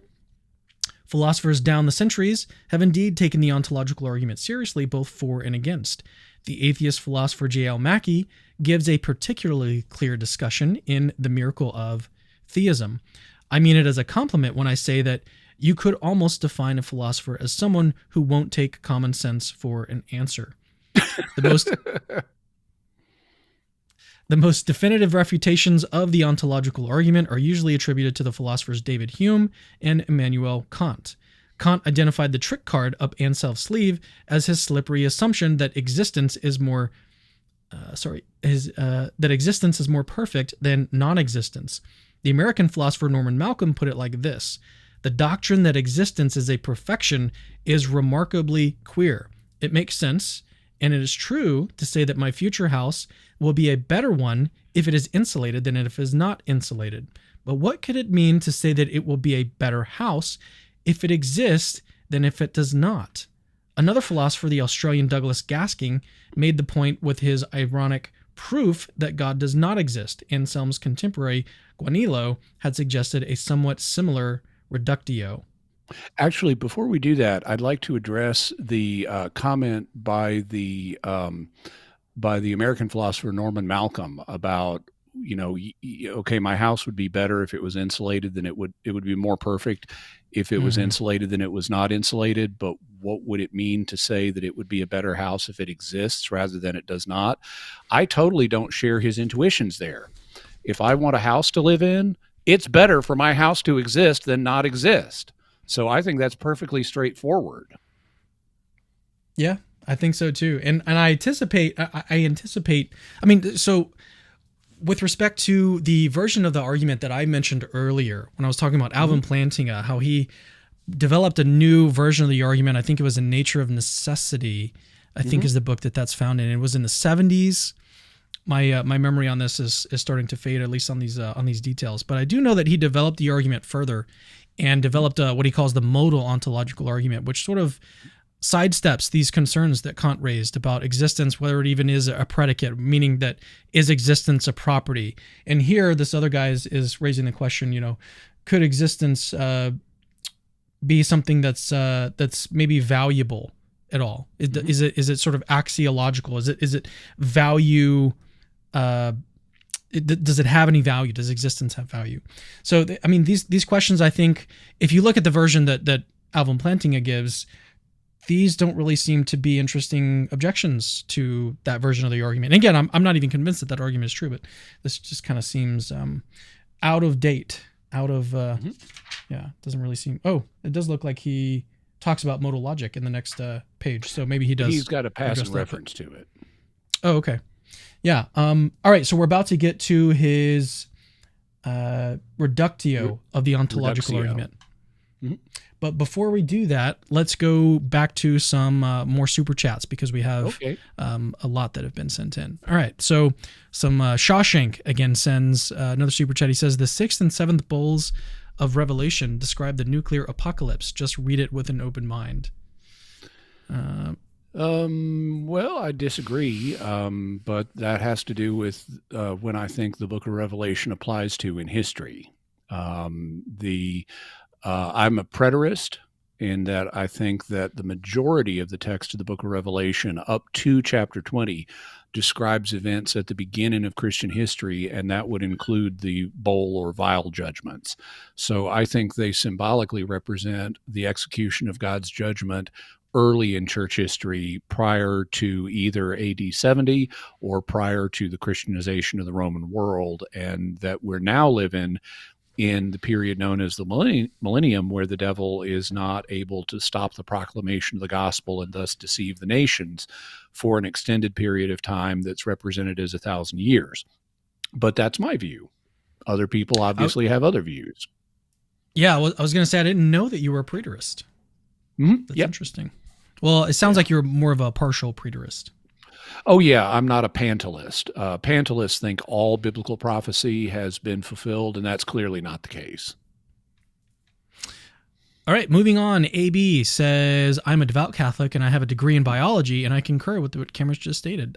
I don't know what you're referring to, unfortunately, but glad you agree. I too concur with what Cameron just stated. So, Mihoville P. Hey, that is clever, Cameron. That, it's tautologically clever. That's really good. It reminds me of once I was calling a dance. This is an English country dance. It's called Sapphire Sea, and it involves a move called a dolphin hay, where you have a group of 4 dancers with 3 of them facing one direction and the other one facing the other direction. And they do this kind of weave-in pattern to get back to where they started. And so in teaching the dance, I would say to the 4 dancers in a line, everyone face woman 2, who is by definition facing herself. And because her face is pointing in the direction of her face. Yeah. So another tautologically true thing. All right, Mihoville P. It is interesting that Dawkins uses such ultimative language for Darwinian selection when even Darwin understood that there are many things that it doesn't explain. So he made his sexual selection theory. Sexual selection theory. Okay. Yeah, which is an additional form, and it's an additional contributor to evolutionary change alongside random mutation and natural selection. Gotcha. Yeah, well, thanks for the super chat, Mihoville. All right, Yeshua the King says, didn't catch live, but one of David Falk's Christian critique on Shroud was the body is 9 heads tall when most are 7 to 8. Can you ask your last guy about that? David Falk's critique? David Falk he's the author of Ancient Egypt in the Bible on YouTube. Okay. Yes, that's true. Yeah, and I've had him on before. I didn't remember his name. Maybe we can discuss that. I'm actually having him back on, Joe Marino, who we had yesterday on to talk about the Shroud of Turin, and he basically kind of refuted the carbon dating issue, or that whole thing. I mean, and Jimmy, I know that you're this isn't really an area that you're agnostic, but this isn't really an area that you've dove deep into yet. From what I understand. I mean, I don't know. Maybe you can correct me on this. Well, you just haven't produced like an episode on it yet. So I haven't produced an episode because I need to do a lot more research than I have. I'm agnostic on whether the shroud is genuine or not. I'm open to being persuaded by both sides. Yeah, well, the guy that I had on yesterday, Joe Marino, I think you might be interested in watching that episode because he's got a really good book on the subject as well. But he argues that the carbon dating issue, there's a lot of flaws in the methodology. But then also the sort of biggest thing about it, the reason why he's skeptical of it is because of the location that they took of the shroud to test it. Originally, they were going to test 3 different areas, and they ended up only testing one of the corners. And then later on, it was actually proven that there was some thread by thread interweaving repair fibers. Yeah, it was proven that those repairs were made, and then those repair fibers actually had dye on them, and that was another thing that was proven. So interesting stuff, and I think that it probably does need to be tested in other areas in order for us to have any confidence that is the correct date in the 12th or 13th century. A very fascinating subject, but I think he has convinced me that the carbon dating is not really as conclusive as a lot of people think that it is.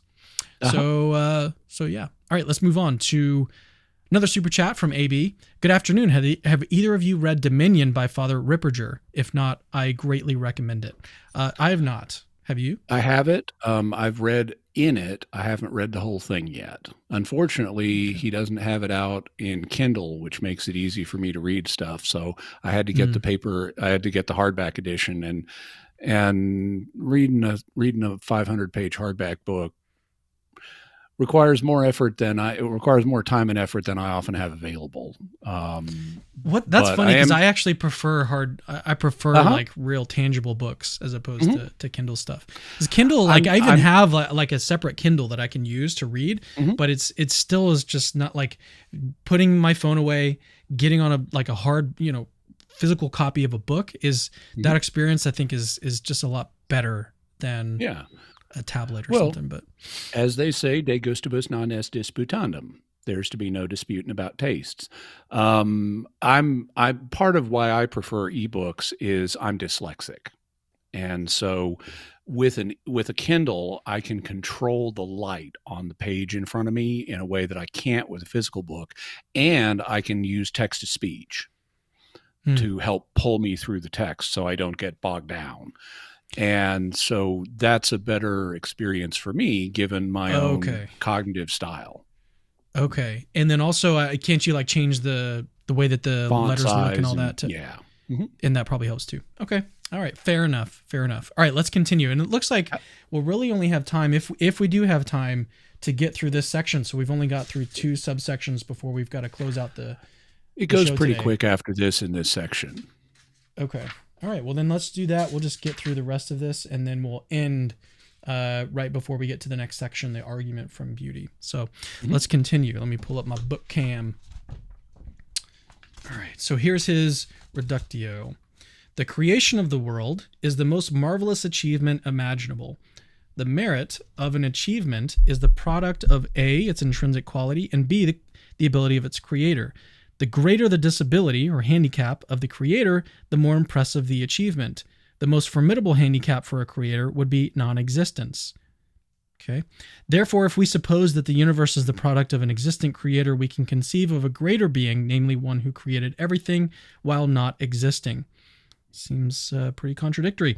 An existing God, therefore, would not be a greater being than which a greater cannot be conceived, because an even more formidable and incredible creator would be a God which did not exist. Ergo, God does not exist. Okay, this is terrible. Is this his or No. He credits this Douglas to Gaskin. The Australian Douglas Gaskin. Okay, that's awful. There are good responses to the ontological argument. This is not one of them, in my view. All right, no, but let's continue. That's essentially along the lines of Ulan Khulufid's positive disproof of the existence of God based on the existence of the Babel fish in The Hitchhiker's Guide to the Galaxy, which, as even atheist author Douglas Adams himself noted, most theologians have regarded as a pile of fetid dingoes' kidneys. Okay. Needless to say, Gaskin didn't really prove that God does not exist. By the same token, Anselm didn't prove that he does. The only difference is Gaskin was being funny on purpose, as he realized the existence or non-existence of God is too big a question to be decided by dialectical prestidigitation. Means magic. This word is too high IQ for me, unfortunately. And I don't think the slippery use of existence as an indicator of perfection is the worst of the argument's problems. I've forgotten the details, but I once piqued a gathering of theologians and philosophers by adapting the ontological argument to prove that pigs can fly. They felt the need to resort to modal logic to prove that I was wrong. Which doesn't mean they didn't prove he was wrong. Yeah, exactly. They felt the need to resort to modal logic. Okay. The ontological argument, like all a priori arguments for the existence of God, reminds me of the old man in Aldous Huxley's Point-Counterpoint, who discovered a mathematical proof of the existence of God. Let me zoom in here for you guys to read this one. You know the formula. M over thought equals infinity. Not. Oh, sorry. Not, over meaning not. 0. Okay. Sorry, I'm actually reading off of the screen, so it's hard for me to see this. Okay. You know the formula M over naught equals infinity, M being any positive number. Well, why not reduce the equation to a simpler form by multiplying both sides by naught, in which case you have M equals infinity times naught. That is to say that a positive number is the product of 0 and infinity. Doesn't that demonstrate the creation of the universe by an infinite power out of nothing? Doesn't it? Okay. Any thoughts on that before we continue? Well, what he's trying to do is propose parallel cases that he thinks are equally unsuccessful to Anselm's version of the ontological argument. So Aldous Huxley's character here is a character in a novel, and so this is not a serious argument. It also violates the laws of standard mathematics, because anything divided by zero is not infinite. It is mathematically undefined, because it will lead to logical paradoxes. And so if you actually want to use the expression m divided by zero, what you have to do is extend mathematics to explain which avenue you're going to be pursuing when you use that expression. But you can't just use the expression and conclude it equals infinity without further elaboration, because you could m can, in that expression, can have any value, and thus you could use it to show that all numbers are equal to each other, which is patently not true. So you either disallow that expression, which is what conventional mathematics does, or you extend mathematics in such a way that prevents the kind of paradoxes resulting that otherwise would result. Well, to me, this looks like a pretty obvious case of guilt by association. So he's wanting to say that the ontological argument is part of this group of arguments, and another, Right. token in that group is absurd. So therefore, since the ontological argument is in that group, therefore it too is absurd, and that doesn't follow. It's a non sequitur. That's exactly what he's doing, and he's not really engaging the argument itself. All he's done so far to engage the argument is say that there's an illegitimate move when you assume greatness conceptual greatness is going to entail actual existence. But that's the only substantive thing he said. So let's move on to the last bit of this section. Or there is the notorious 18th century debate on the existence of God, staged by Catherine the Great between Euler, the Swiss mathematician. It's actually Euler, but that's fine. Euler, Sorry, it was a reflex. Okay. The Swiss mathematician, and Diderot, the great encyclopedist of the Enlightenment. The pious Euler advanced upon the atheistic Diderot, and in tones of the most utmost conviction delivered his challenge: Monsieur, a plus b to the n divided by n equals x, therefore God exists. Reply: Diderot was cowed into withdrawal, and one version of the story was him withdrawing all the way back to France. Euler was employing what might be called the argument from blinding with science, in this case mathematics. Did you want to say something? Oh, well, no, but I can, which is, notice that this is a legend that he's citing here. This is not a real event. Yeah. Euler was employing what might be called the argument from blind... Oh, sorry, I read all this so far. Let me scoot down a little bit. David Mills in Atheist Universe transcribes a radio interview of himself by a religious spokesman who invoked the law of conservation of mass energy in a weirdly ineffectual attempt to bind with science. Since we're all composed of matter and energy, doesn't that scientific principle lend credibility to belief in eternal life? Mills replied more patiently and politely than I would have, for what the interviewer was saying translated into English was no more than, when we die, none of the atoms of our body and none of the energy are lost. Therefore, we are immortal. Even I, with my long experience, have never encountered wishful thinking as silly as that. I have, however, met many of the wonderful proofs collected at website godlessgeeks.com. You can see it there. A richly comic-numbered list of over 300 proofs of God's existence. Here's a hilarious half dozen, beginning with proof number 36. Argument from incomplete devastation. A plane crashed, killing 143 passengers and crew, but one child survived with only third degree burns. Therefore, God exists. 37. Argument from possible worlds. If things had been different, then things would be different. That would be bad. Therefore, God exists. Argument from sheer will. I do believe in God. I do believe in God. I do believe in God. Therefore, God exists. Argument from non-belief. The majority of the world's population are non-believers in Christianity. This is just what Satan intended. Therefore, God exists. Argument from post-death experience. Person X died an atheist. He now realizes his mistake.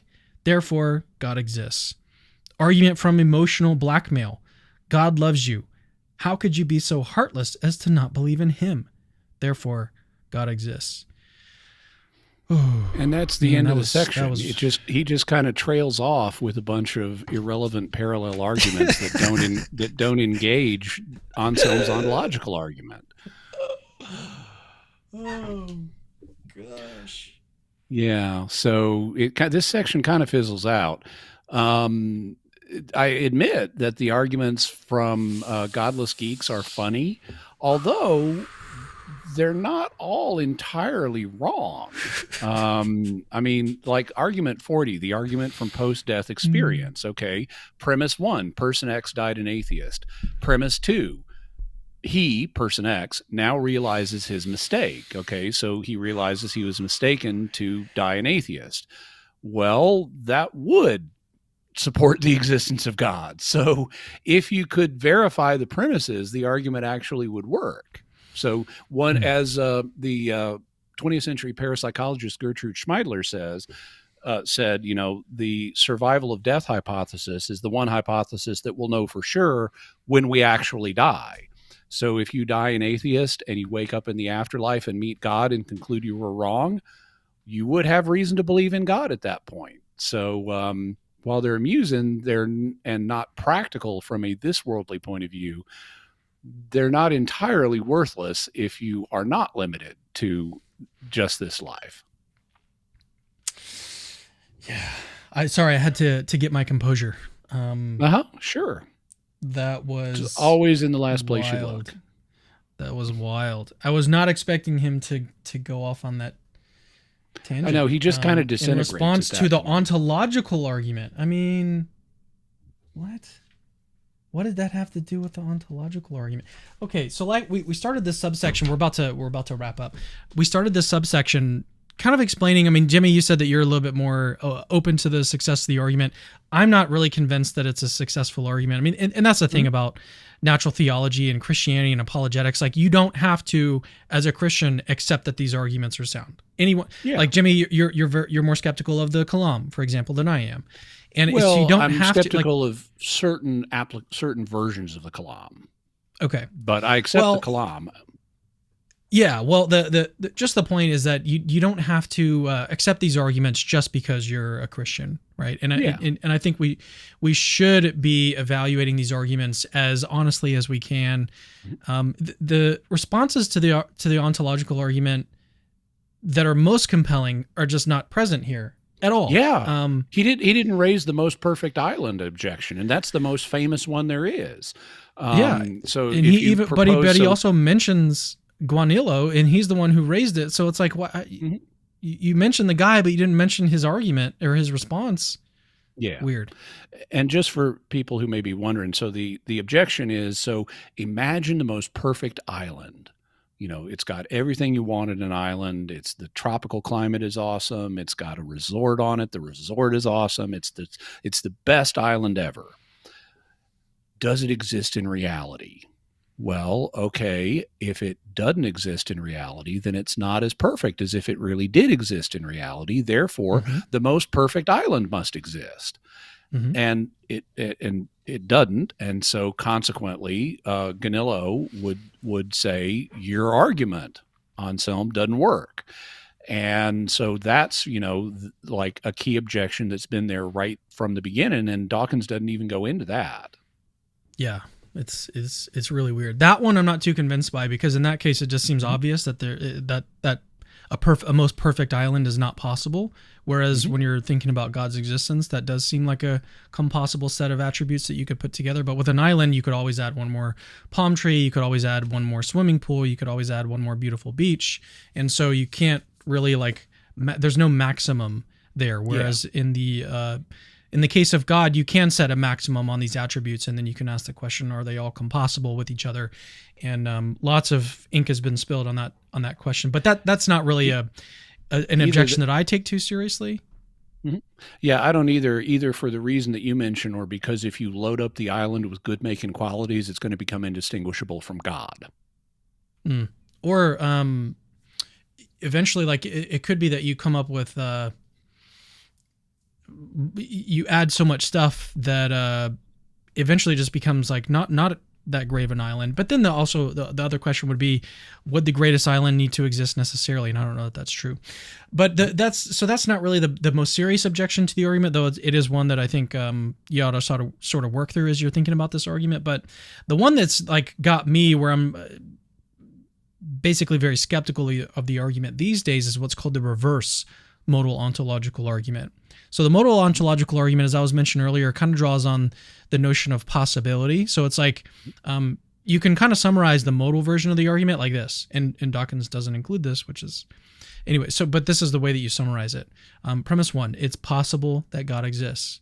Premise 2: if it's possible that God exists, then God exists. Premise 3: the conclusion just follows: God exists. So that's a way to sort of summarize the modal ontological argument. You could even think of Plantinga's version as supporting the second premise. If it's possible that God exists, then God exists. So you could use Plantinga's version as a sort of support of that second premise. But really, all of the action is going to take place on premise 1. Is it possible that God exists? And the notion of possibility there is actually really important. That's getting to some deeper waters, some deeper philosophy. But back to this objection, the reverse modal ontological argument. Atheist Graham Oppy and others have raised what I think is a very good objection to the modal ontological argument that basically just reverses that possibility premise. So the possibility premise is, again, in the modal ontological argument, it's possible that God exists. The reverse says it's possible that God does not exist. And then premise 2 in the reverse: if it's possible that God does not exist, then God does not exist. Conclusion: God does not exist. And so you basically have these two competing arguments. You've got the modal ontological argument, you've got the reverse modal ontological argument, and then you got to decide like which of those possibility premises is more likely or more probable. And at that point, like to me, you're just, in order to motivate that one of those possibility premises is true, you're going to appeal to other phenomena, other arguments, and that's going to make it more likely you think God is possible, or you think it's more likely that God is not possible given some, problem of evil or something else.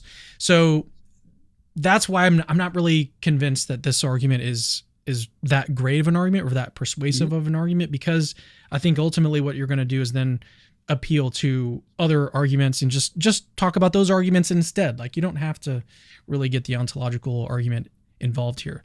That's my reason for being skeptical. I don't know what Dawkins was doing there in his book, but yeah. Yeah. Well, fundamentally, it seems like what Dawkins has done in these first two sections is essentially, if I were to summarize it in a single sentence, I would say Richard Dawkins picks on 1,000-year-old arguments while ignoring the work that's been done on those arguments in the last 1,000 years, and then trails off into irrelevance.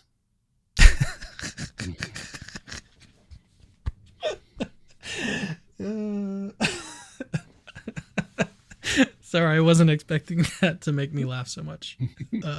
But glad it did. That's exactly what happened. That's exactly what happened.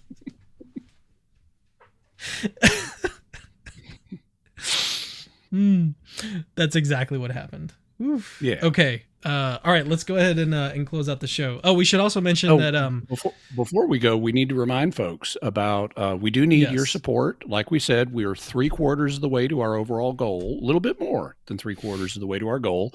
We need another $900 a month, which just 28 people donating at the $25 a month level would get us there, or 14 people donating at the $50 a month level would get us there. Everyone who contributes any amount will get the very valuable PDF about gospel reliability.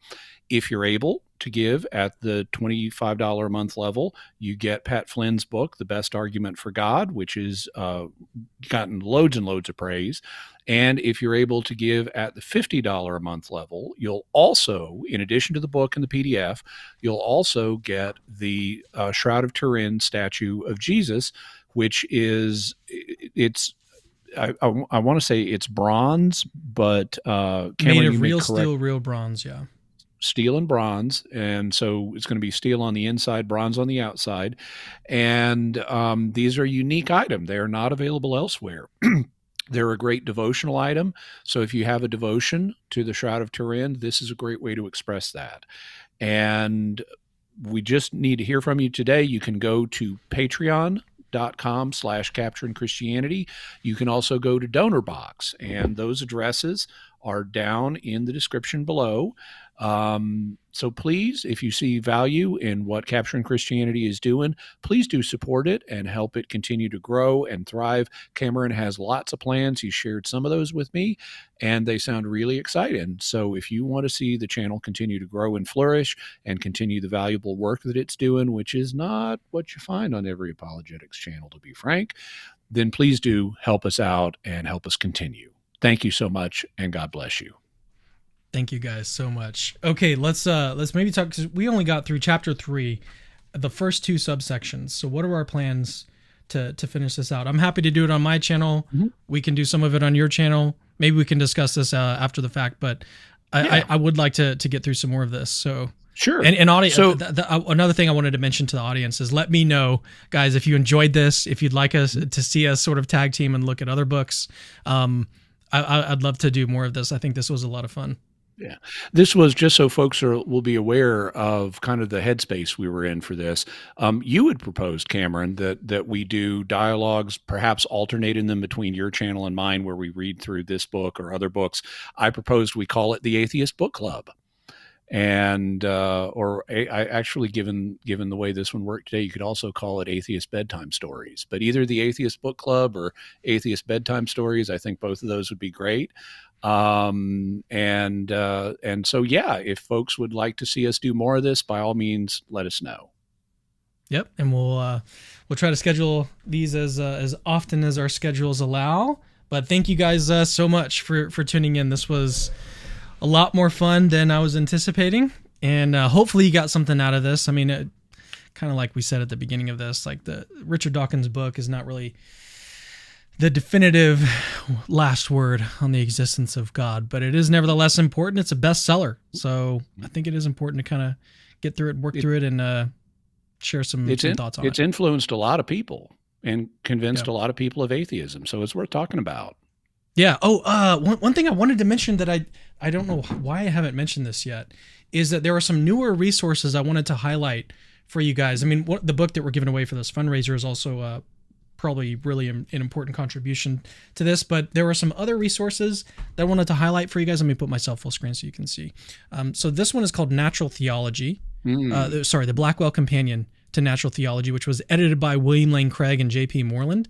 And in this one, they have these essays that are about 70 pages long, something like that, on different arguments for the existence of God. Let me see if I can pull up the contents here. Yeah, so they've got the Leibnizian cosmological argument, which is the argument from contingency by Alex Proust. The Kalams by William Lane Craig and James Sinclair. Teleological argument by Robin Collins. The argument from consciousness, Moreland. The argument from reason, Victor Raper. The moral argument, Mark D. Linville. The argument from evil, Stuart Getz. The argument from religious experience, Kai Man Kwan. Ontological argument, that's one of the reasons why I wanted to pull this up and talk to you guys about it, because this is another contribution that sort of broadened the dialectic of the ontological argument from Madol, Robert E. Madol. And that one is in, again, the Blackwell Companion to Natural Theology. And then the last chapter in this one is the argument from miracles, a cumulative case for the resurrection of Jesus of Nazareth. And that one is by Timothy McGrew and Lydia McGrew. So this one, if you're going to buy a book on apologetics or philosophy of religion, you want to know what are some of the best arguments that can be defended in defense of God's existence, pick this one up. It was published in 2012, so fairly recent. It came after the God Delusion. I don't know if it was necessarily a response to it, but some of these articles, you can actually search for them online, and some of them are available for free. For example, I know that Tim and Lydia McGrew's article is available online for free. Alex Proust's article in here is available online for free, and then Robin Collins's as well. But the book itself, if you like physical copies and stuff, it's also worth getting and keeping in your library and referencing every now and then. I did reference it actually in in preparation for this show. And then another one I just want to highlight quickly before we wrap up is this one that was edited by Trent Doherty and Jerry Walls, called 24 or so Arguments for God's Existence, for God. And this one is actually based on Alvin Plantinga's list that he provided a few years ago on, he basically created this paper and was talking about a bunch of different arguments for the existence of God. And so Jerry Walls and Trent Doherty contacted a bunch of philosophers who then wrote essays defending each of those lines. And there's 24 or so of these essays defending with updated arguments the existence of God. So this one I think is also worth picking up. And some of the articles in here are very, very good. So those two resources, if you guys are interested in learning more about philosophy of religion, the arguments for the existence of God, I definitely would recommend picking these resources up. So hopefully you do and get something out of it. Jimmy, is there anything you'd like to say before we close out? No, I think that's it. I had a great time today. I hope the viewers did as well, and I look forward to hearing what they have to say. Oh, also let me know what you think about the book cam. Is it worth it? Should I keep it? Should I get rid of it? The book cam is, now of course you could just buy Kindle and then share your screen. So that's another option for you. But, Jimmy. But I love the name book cam, especially given that your name is Cameron. I mean, I can just imagine sportscasters going, okay, Cameron, let's go to the book cam. Yeah, actually, I don't know what the legality stuff is with sharing Kindle like that. I don't know if. No, it's fair use, and it's for education. Oh, really? Okay. It's a transformative purpose. You're not reading in a single video like this. You're not reading the whole book. So it's a very limited amount of a much longer work presented for educational and purposes and critique purposes. That's totally fair use. Okay. Good idea. All right. I'll think about it. And then we could have our faces on the screen too. Let me know what you guys think in the comments if you guys are still watching this. Thank you guys for tuning in. We'll see you later. Let me know what you thought. All right. And before we go, just a reminder to do all those great YouTube things. You can help my channel grow by liking, commenting, and sharing the video. And be sure to subscribe and hit the bell notification so that you always get notified when I have a new video. These days, I have multiple videos coming out every week. Thanks so much, and God bless you.